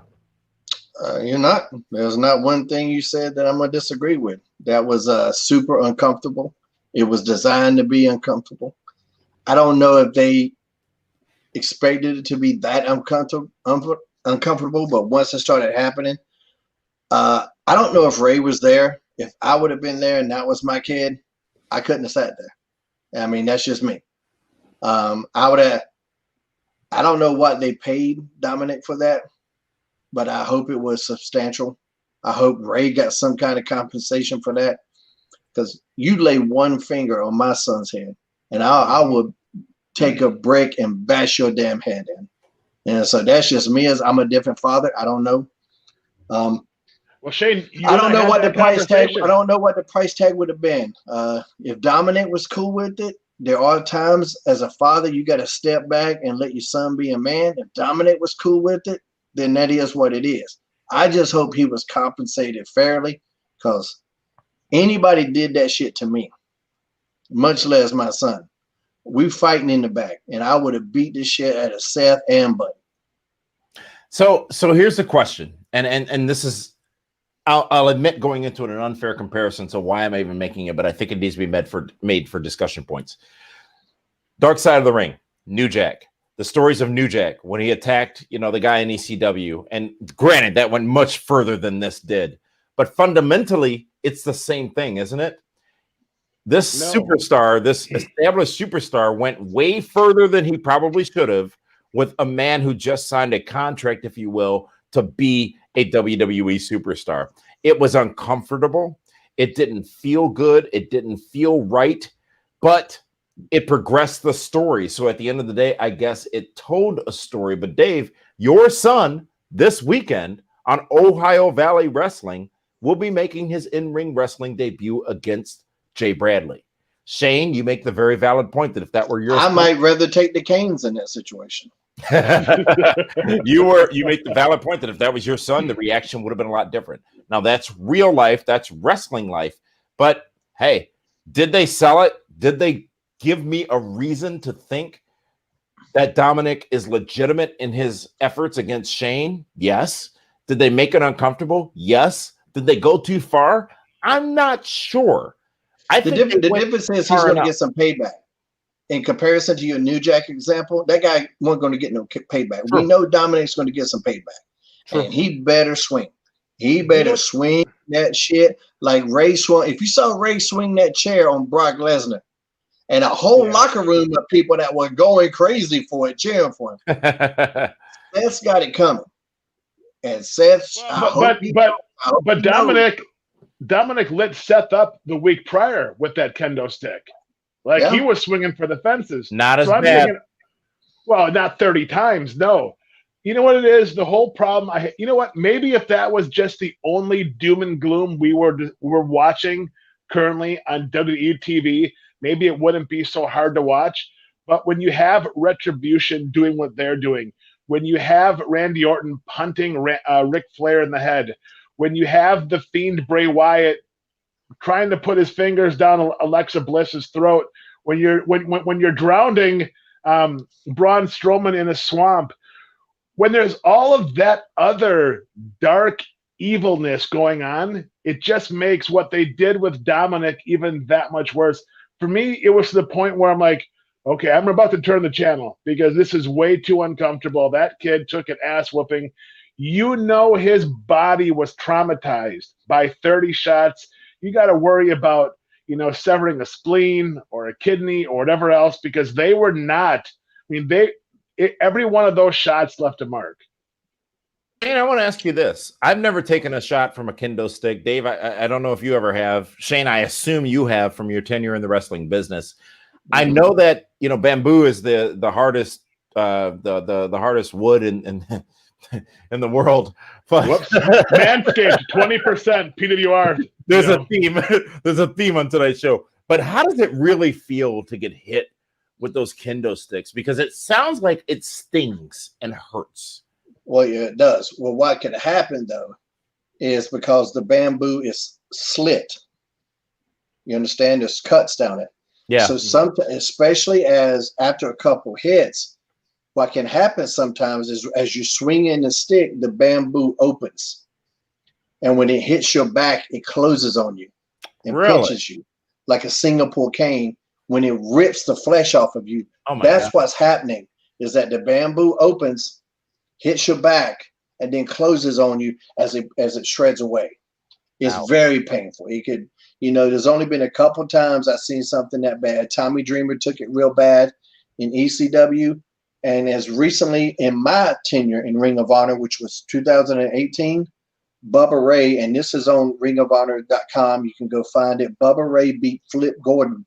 It was hard for me to watch. Yeah. It was like 10, 15. I don't know how many it was, but I know I was like, Jesus Christ. I couldn't take it. So I felt bad either way. It's rough. But like I say, I just hope there was some compensation. I'm sure in a week or two, he's fine. I'm sure everybody here listening probably got their ass whooped for free. So if you throw a couple $100,000 in there, I'll take a Singapore game. David? But that's what we do. That's what this crazy business is different than anything else. What we put our bodies through. So anybody nobody is allowed to disrespect Dominic anymore from this point. No, he paid all his dues at once. His dues are paid in full. I don't care if he wrestles for another 40 years. His dues are paid in full right now. And we're forgetting that when he really made his TV debut, Brock Lesnar beat his ass all around the ring also. Beat the shit out of him, yeah. Yeah, so he's done nothing but taken ass whoopings from Brock Lesnar and now Seth Rollins. man, I hope he has the match of his early career on that first night with Seth Rollins, because he needs to. I mean, it needs to be a fight. They need to tell a story. You know that he's going to be all battered up like the Spirit of '76 when he makes his way. He better not be on Raw next week. I hope he is home. Well, let me ask you guys this. We'll be the booker for SummerSlam and in due time here, but it feels as if the only retribution for this beating is if Dominic somehow or another sneaks out a win against Seth Rollins at the Amway Center in Orlando. So we've learned today that that apparently is where the event will be happening with no fans in attendance. But there has to be payback, if you will, for that beating, that assault that occurred against Dominic this past Monday night on Raw. Well, he can get payback without winning. That doesn't necessarily have to, but I think he needs to beat Seth's ass. Absolutely. Can he? Is it believable that he would now after Monday? I mean, if he had a brick. Well, and here's the thing. Those other guys have bricks. You can probably borrow one of theirs. Yeah, just go join Retribution. He's actually bigger than all of them anyway. He can actually pick the bricks up. We still have to get to NXT, which we'll cover quickly in a second here. But I do want to get your thoughts first, you, Shane, on Retribution, which we've seen now over the course of the last week and a half, if you will, from WWE. I say you first, Shane, because I saw it on SmackDown last Friday or last Monday on Raw, whenever it was, when they first debuted, and it didn't bother me at all. I'm like, all right, cool, new faction, whatever. And then SmackDown, they sort of showed the replays, showed videos. They came out with chainsaws or whatever, and I'm like, not sure. This past Monday on Raw, it definitely defined itself for me.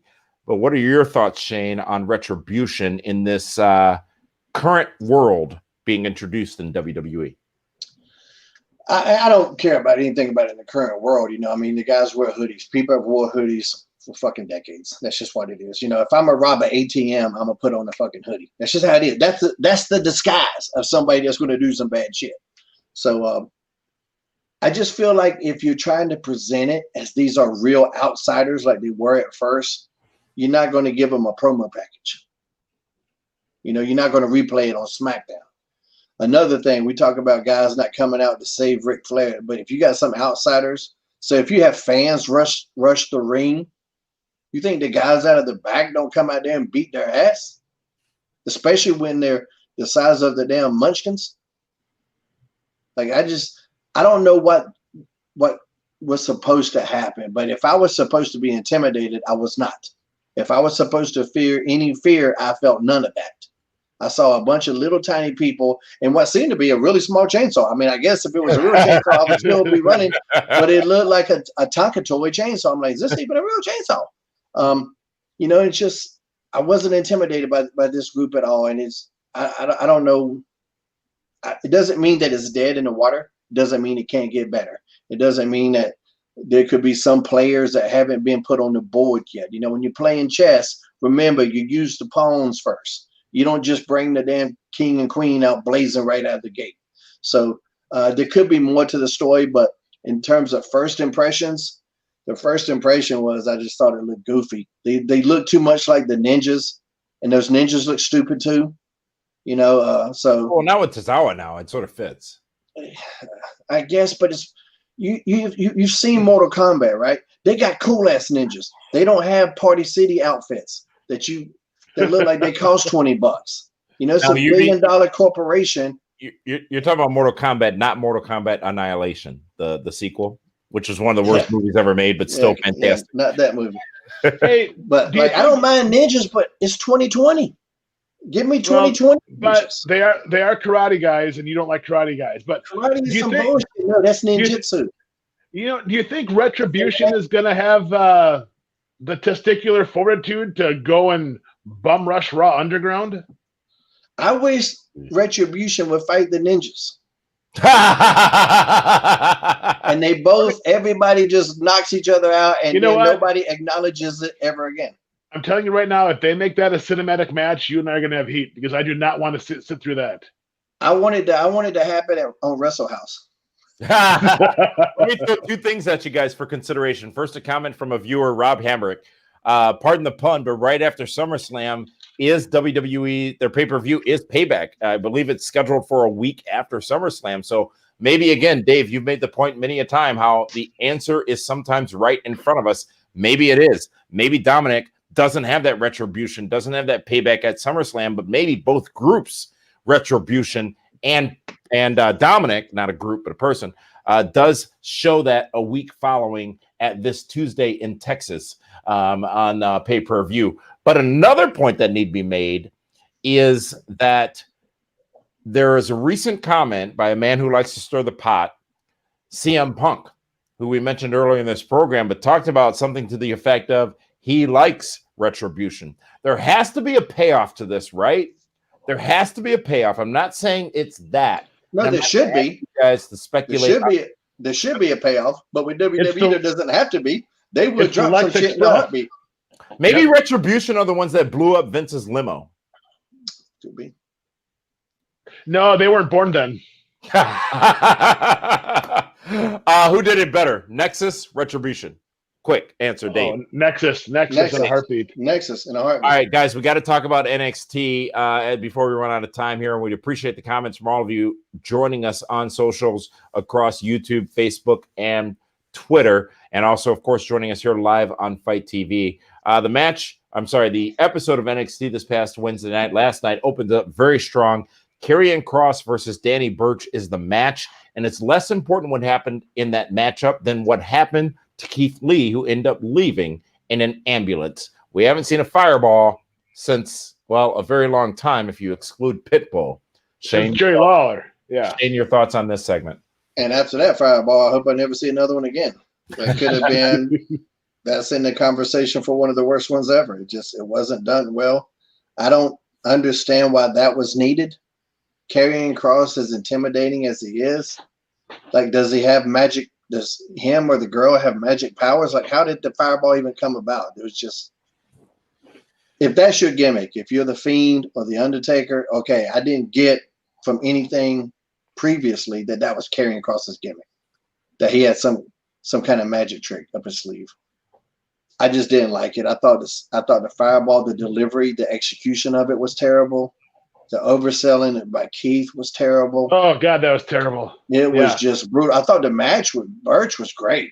Like, you know what? The beatdown of Burch was great. That made Karrion Kross look like a killer. The magic trick made him look hokey. It went from killer to hokey, and it didn't do anything for me. Dominic Mysterio didn't sell as much as Big Keith Lee did.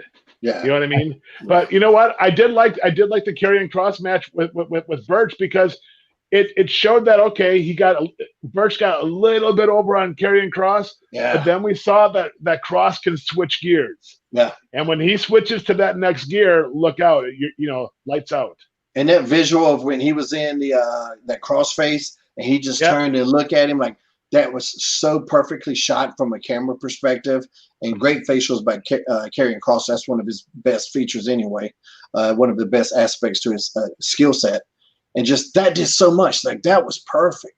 But just like when they did the fireball, and it would just, maybe if like the fireball, you've seen them ones Jerry Lawler used to throw. They would wrap around your head, Eddie Gilbert. If it would have something like that, maybe, but just the only fireball that was worse was when Harvey Wippleman threw one in Hogan's face against Yokozuna. That's the only. Thank you, Dave. I was trying to find the worst one ever, and I think that is indeed it. Where they couldn't get it lit forever. Yeah. I think there was one in WCW, by the way, not just when Elizabeth handcuffed Hogan and didn't handcuff him, but there was a fireball incident in WCW which was painful on Nitro one week. I can't remember the specific. There was. Yeah. So the next up, and thanks for your comments on that matchup, Killian Dane and Drake Maverick. It was a no contract finish. You know what? Poor Drake. Those two guys could have had a great match. They both got screwed because, first of all, they spent more time taking Keith Lee to the ambulance, and then the next thing you know, out comes the Undisputed Era. You had a guy that a month ago was the most talked about guy on NXT and Drake Maverick, and now he's been a complete afterthought. I just thought they could have put that in any other match but that one. Yeah, I agree. It shit on him a little bit. I did like that they were trying to keep us updated on the Keith Lee situation. Like, it wasn't like, I don't know, that just added the authenticity to it. I felt like, hey, I know we had this show planned, but man, this shit happened. So we're going to try to keep both of these things going on. I like that. I like the authenticity to that. But just, it did take away from Drake. It didn't do anything for Drake or Killian, and they both worked their asses off. So to get their entrances taken away, to get the focus of the match taken away, and then they both get jumped by Undisputed Era, who, are they supposed to be the heels in the thing with Pat McAfee? Are we supposed to hate Pat McAfee? Am I supposed to hate everybody in the segment? I don't know what's going on. And here's the other thing: you got kicked in the head. Why are you not out there with a neck brace or whatever else, walking around like you're fine? Yeah, you got kicked by an NFL punter. Yes, with rings. So let me ask you guys this: you talk about this Keith Lee situation, you talk about retribution, and one thing we talked about last week on this broadcast on Fight TV was the sterility of the WWE presentation and how it's difficult to suspend disbelief because they, I guess, nobody sells. They try too hard. Nobody sells, whatever it may be. So let's say this fireball thing happened in, I know I'm going back a little bit, but let's say this fireball thing happened in AEW or a retribution style angle happened in AEW. Would we be more willing to accept it because AEW is new, or would it be the same thing? I wouldn't. I'm gauging it under the same microscope. Actually, I might give WWE a heavier microscope because they've done it longer, maybe. Mm-hmm. But if something's stupid, I call it stupid. I don't think. But Jericho could throw a fireball in the face of Orange Cassidy right now, and we'd love it. If the fireball looked good, fireball looked good, and if it didn't, if Ortiz didn't kiss a book and the fireball magically appeared, my part is this fireball magically appeared, and we don't what the hell happened there? Oh, it's like a pop-up book. Remember, those cards or the books you used to read in school? Yeah, I wish it might as well. What should have happened is he opened it and a big boxing glove came out, hit him right in the face, and you just hear boing pop over the screen. That's how hokey it was. It was hokey-ish. How do you make fire hokey? Especially that was the heat spot. That was the heat spot of the whole show right there. Yeah, it had heat with me. Guys, we're in overtime here on the Super Show, and that's totally fine. Great discussion so far tonight. Next matchup, Tyler Breeze, Santos Escobar. Escobar getting the win via pinfall over Breeze. Shane, you seem to have enjoyed this match. I just like Santos Escobar. Man, he's a great heel. There hasn't been a heel in the Cruiserweight division like Santos Escobar since Gregory Helms. He reminds me of me. And now I know I hate him. I think he's great. I love the presentation. The only thing that's weird is he's trying to carry a torch for Lucha Libre. We don't care. Don't carry a torch. Don't give me any reason to like you. He's great as a heel. Stick with that. And so I'm a big fan of Santos Escobar. David Harrow. I thought it was a great match. Tyler Breeze, you know what? He's been around forever, and he's always having good matches. And you know what? It was great. He was the perfect guy for Santos Escobar because Escobar is now beating guys that have a little bit more name value as someone that's been around the way Breeze has. It was well done. Yep. Well, the show would continue with Indy Hartwell submitting to Maya Yim. David, your thoughts on this match? You know what? This was one of the matches I was going back and forth on when I saw it was Mia Yim. I'm like, this should be a pretty easy match for her, and it was. Shane? Yeah, it was fine. Mia Yim got a good win. Match wasn't bad. I thought there was spots where, what's her name again? The other girl looked a little slow. Indy Hartwell. I like to see her hit the ropes a little bit better, from a mechanic standpoint. But the match was fine. This is one of the parts, though. One of the things, when you're in a relationship with somebody in a real life, they were. Then it became a part of Mia's story that her boyfriend, Keith Lee, is injured. I don't give a shit about any of that, so I'd rather Mia do her own thing, so that was odd, but at the same time, you can't ignore it. You try to bring in that realism to it. But it was good. It served its purpose. Mia got a win, and both the girls look pretty good. Bronson Reed gets a pinfall victory over Damian Priest. Shane Helms. I like both these guys. Keep running with Bronson. There's something there. I still would like to see him get more vicious, get more Vader-esque. Get that guy in the corner and beat the shit out of him. it's weird they kind of did the roll-up pin. Like, if I'm Priest, I'd rather just get that splash. I'd rather you beat me with your finish than that roll-up. But, I mean, maybe they're saving it for something. I don't know. But it was good. I thought both those guys looked really good. David? I was surprised they had that match now and not save it for down the road, because right now Bronson Reed is rolling, and not that it's going to hurt Damian Priest, but it may have hurt him a little bit because he hasn't been able to win the bigger matches yet against the bigger guys. So I might have waited to have that match a few weeks down the road. Mercedes Martinez and Aaliyah get a victory over Casey Catanzaro and Caden Carter. David, what did you think of this matchup on NXT? It was a good match to set up what the other business was with Shotzi and Rhea Ripley, which is what it was. It was get the heels over to have the baby faces come down to create something. Shotzi with some police involvement in her, her lost items. Yep. You know what's amazing about the entire thing is, who would have thought Robert Stone could heal that quickly? I mean, I've been in a boot for like 17 months at one point. He was in it for maybe 17 hours and he's already healed. I can't believe it. Here's Robert Stone's greatest moment today. Today on Twitter, God, I don't remember. Somebody put out a worked promo on Twitter. And he responded with the typical, "We want to promote you. I'm an Instagram influencer." Yeah. Yes. He did that on like 20 different things today. It was so fantastic. And knowing him as you guys do as well, I'm like, my God, this is brilliant. Because David Arquette bought my mask off of Pro Wrestling Tees, my COVID mask. Yeah. So David on his own accord put a picture of it wearing it, put me over. And I just like, oh, thank you, David. You're the man. And underneath that, here comes Robert Stone, David Arquette, just so you know. I was just like, look at this guy. He's great. I'm disappointed he wasn't in the boot. I would like to see him go a little Iron Mike Sharpish and be injured for a little while. Even maybe Cowboy Bob. If you could get out of the boot but go to something, I would like to see that. I'm gonna tell you, Mercedes her entrance looks cool as shit with the mask and the Dracula like gimmick she has. Cape looking thing that looks cool. I want to see her get a little bit more comfortable with her physicality. One thing in this match that drove me nuts was that the baby faces did an RKO, and I was just like, how does anybody that cashes a check that has that WWE on it and the main guy is Randy Orton, how do you go out there and do a cutter? To be fair, it was a diamond cutter, not the RKO. Oh my God, it just pisses me off. But I got past that, and that was a good match, and a lot of good business done in terms of furthering that story.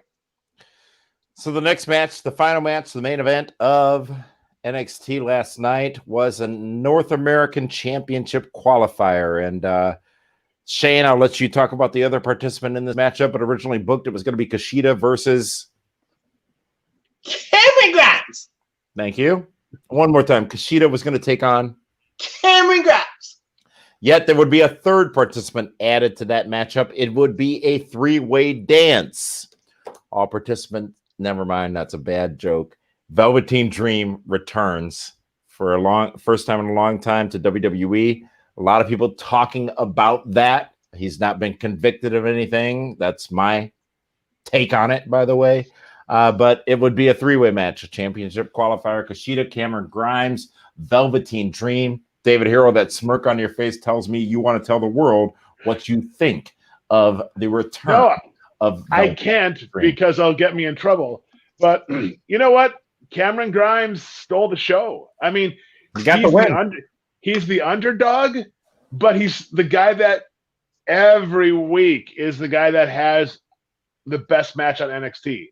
And he did it again. It was creative. It was a good finish because I'm sure everyone penciled in Velveteen Dream to win that match, and it didn't happen. And it was Cameron Grimes, sneaky, dastardly, gets the big victory, and he is the best utility player to put in that ladder match. Who? At Cameron Grimes. He's the best utility player to put in that match. Because Shane's talking about? What? I want to see you try, Dave. Give him his propers. How do you say his name? Cameron Grimes. Even better. Even better.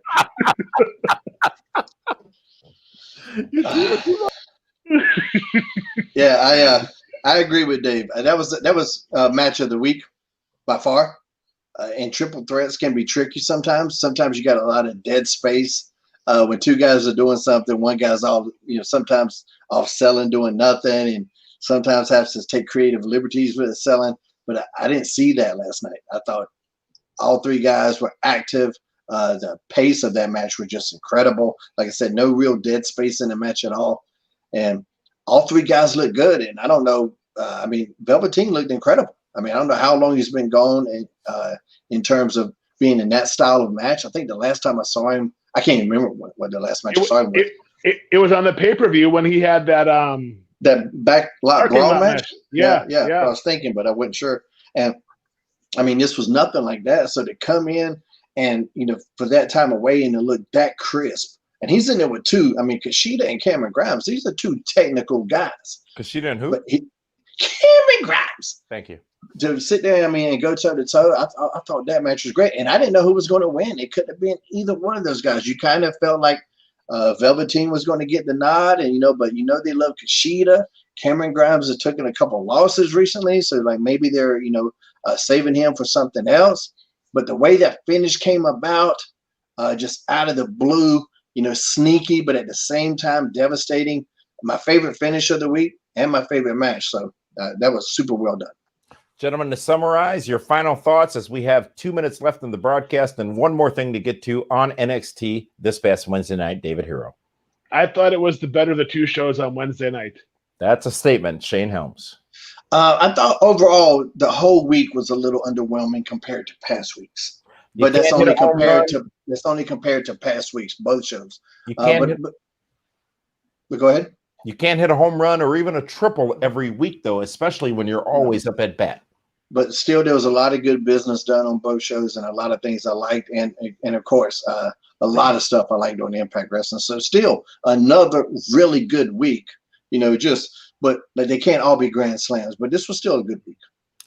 Unfortunately, just under 1 minute remains, but I want to give time to talk about the passing of a wrestling legend this past week, that of Kamala, who is no longer with us. From our childhood, Kamala, the Ugandan giant with kimchi and many others, was always a force to be reckoned with in wrestling.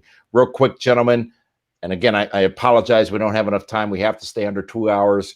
But your thoughts on the passing of Kamala, Shane Helms? Absolute legend. He's the guy that got The Undertaker over for me when, for me at the time, The Undertaker was just another character. He got over because of Kamala, a dedication and commitment to a character that I can truly respect and appreciate. And without a doubt, an absolute legend and a nice human being. David Hero. Yeah. For me, one of the sweetest guys I've ever worked with. He was always professional, always good business, a sweetheart. Nobody will ever say he wasn't. And absolutely, from his matches with Andre, Hogan, Undertaker, even George the Animal Steel, it's on YouTube, always an entertaining guy to watch in the ring.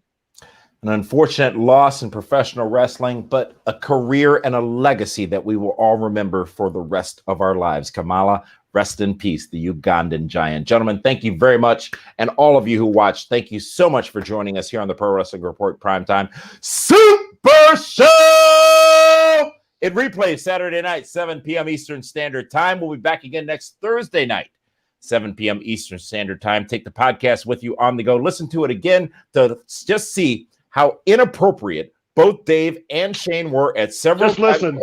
Stop. I can't look at you. You can't do that. We're out of time. For Shane Helms, the star of the show, and that one, David Hero.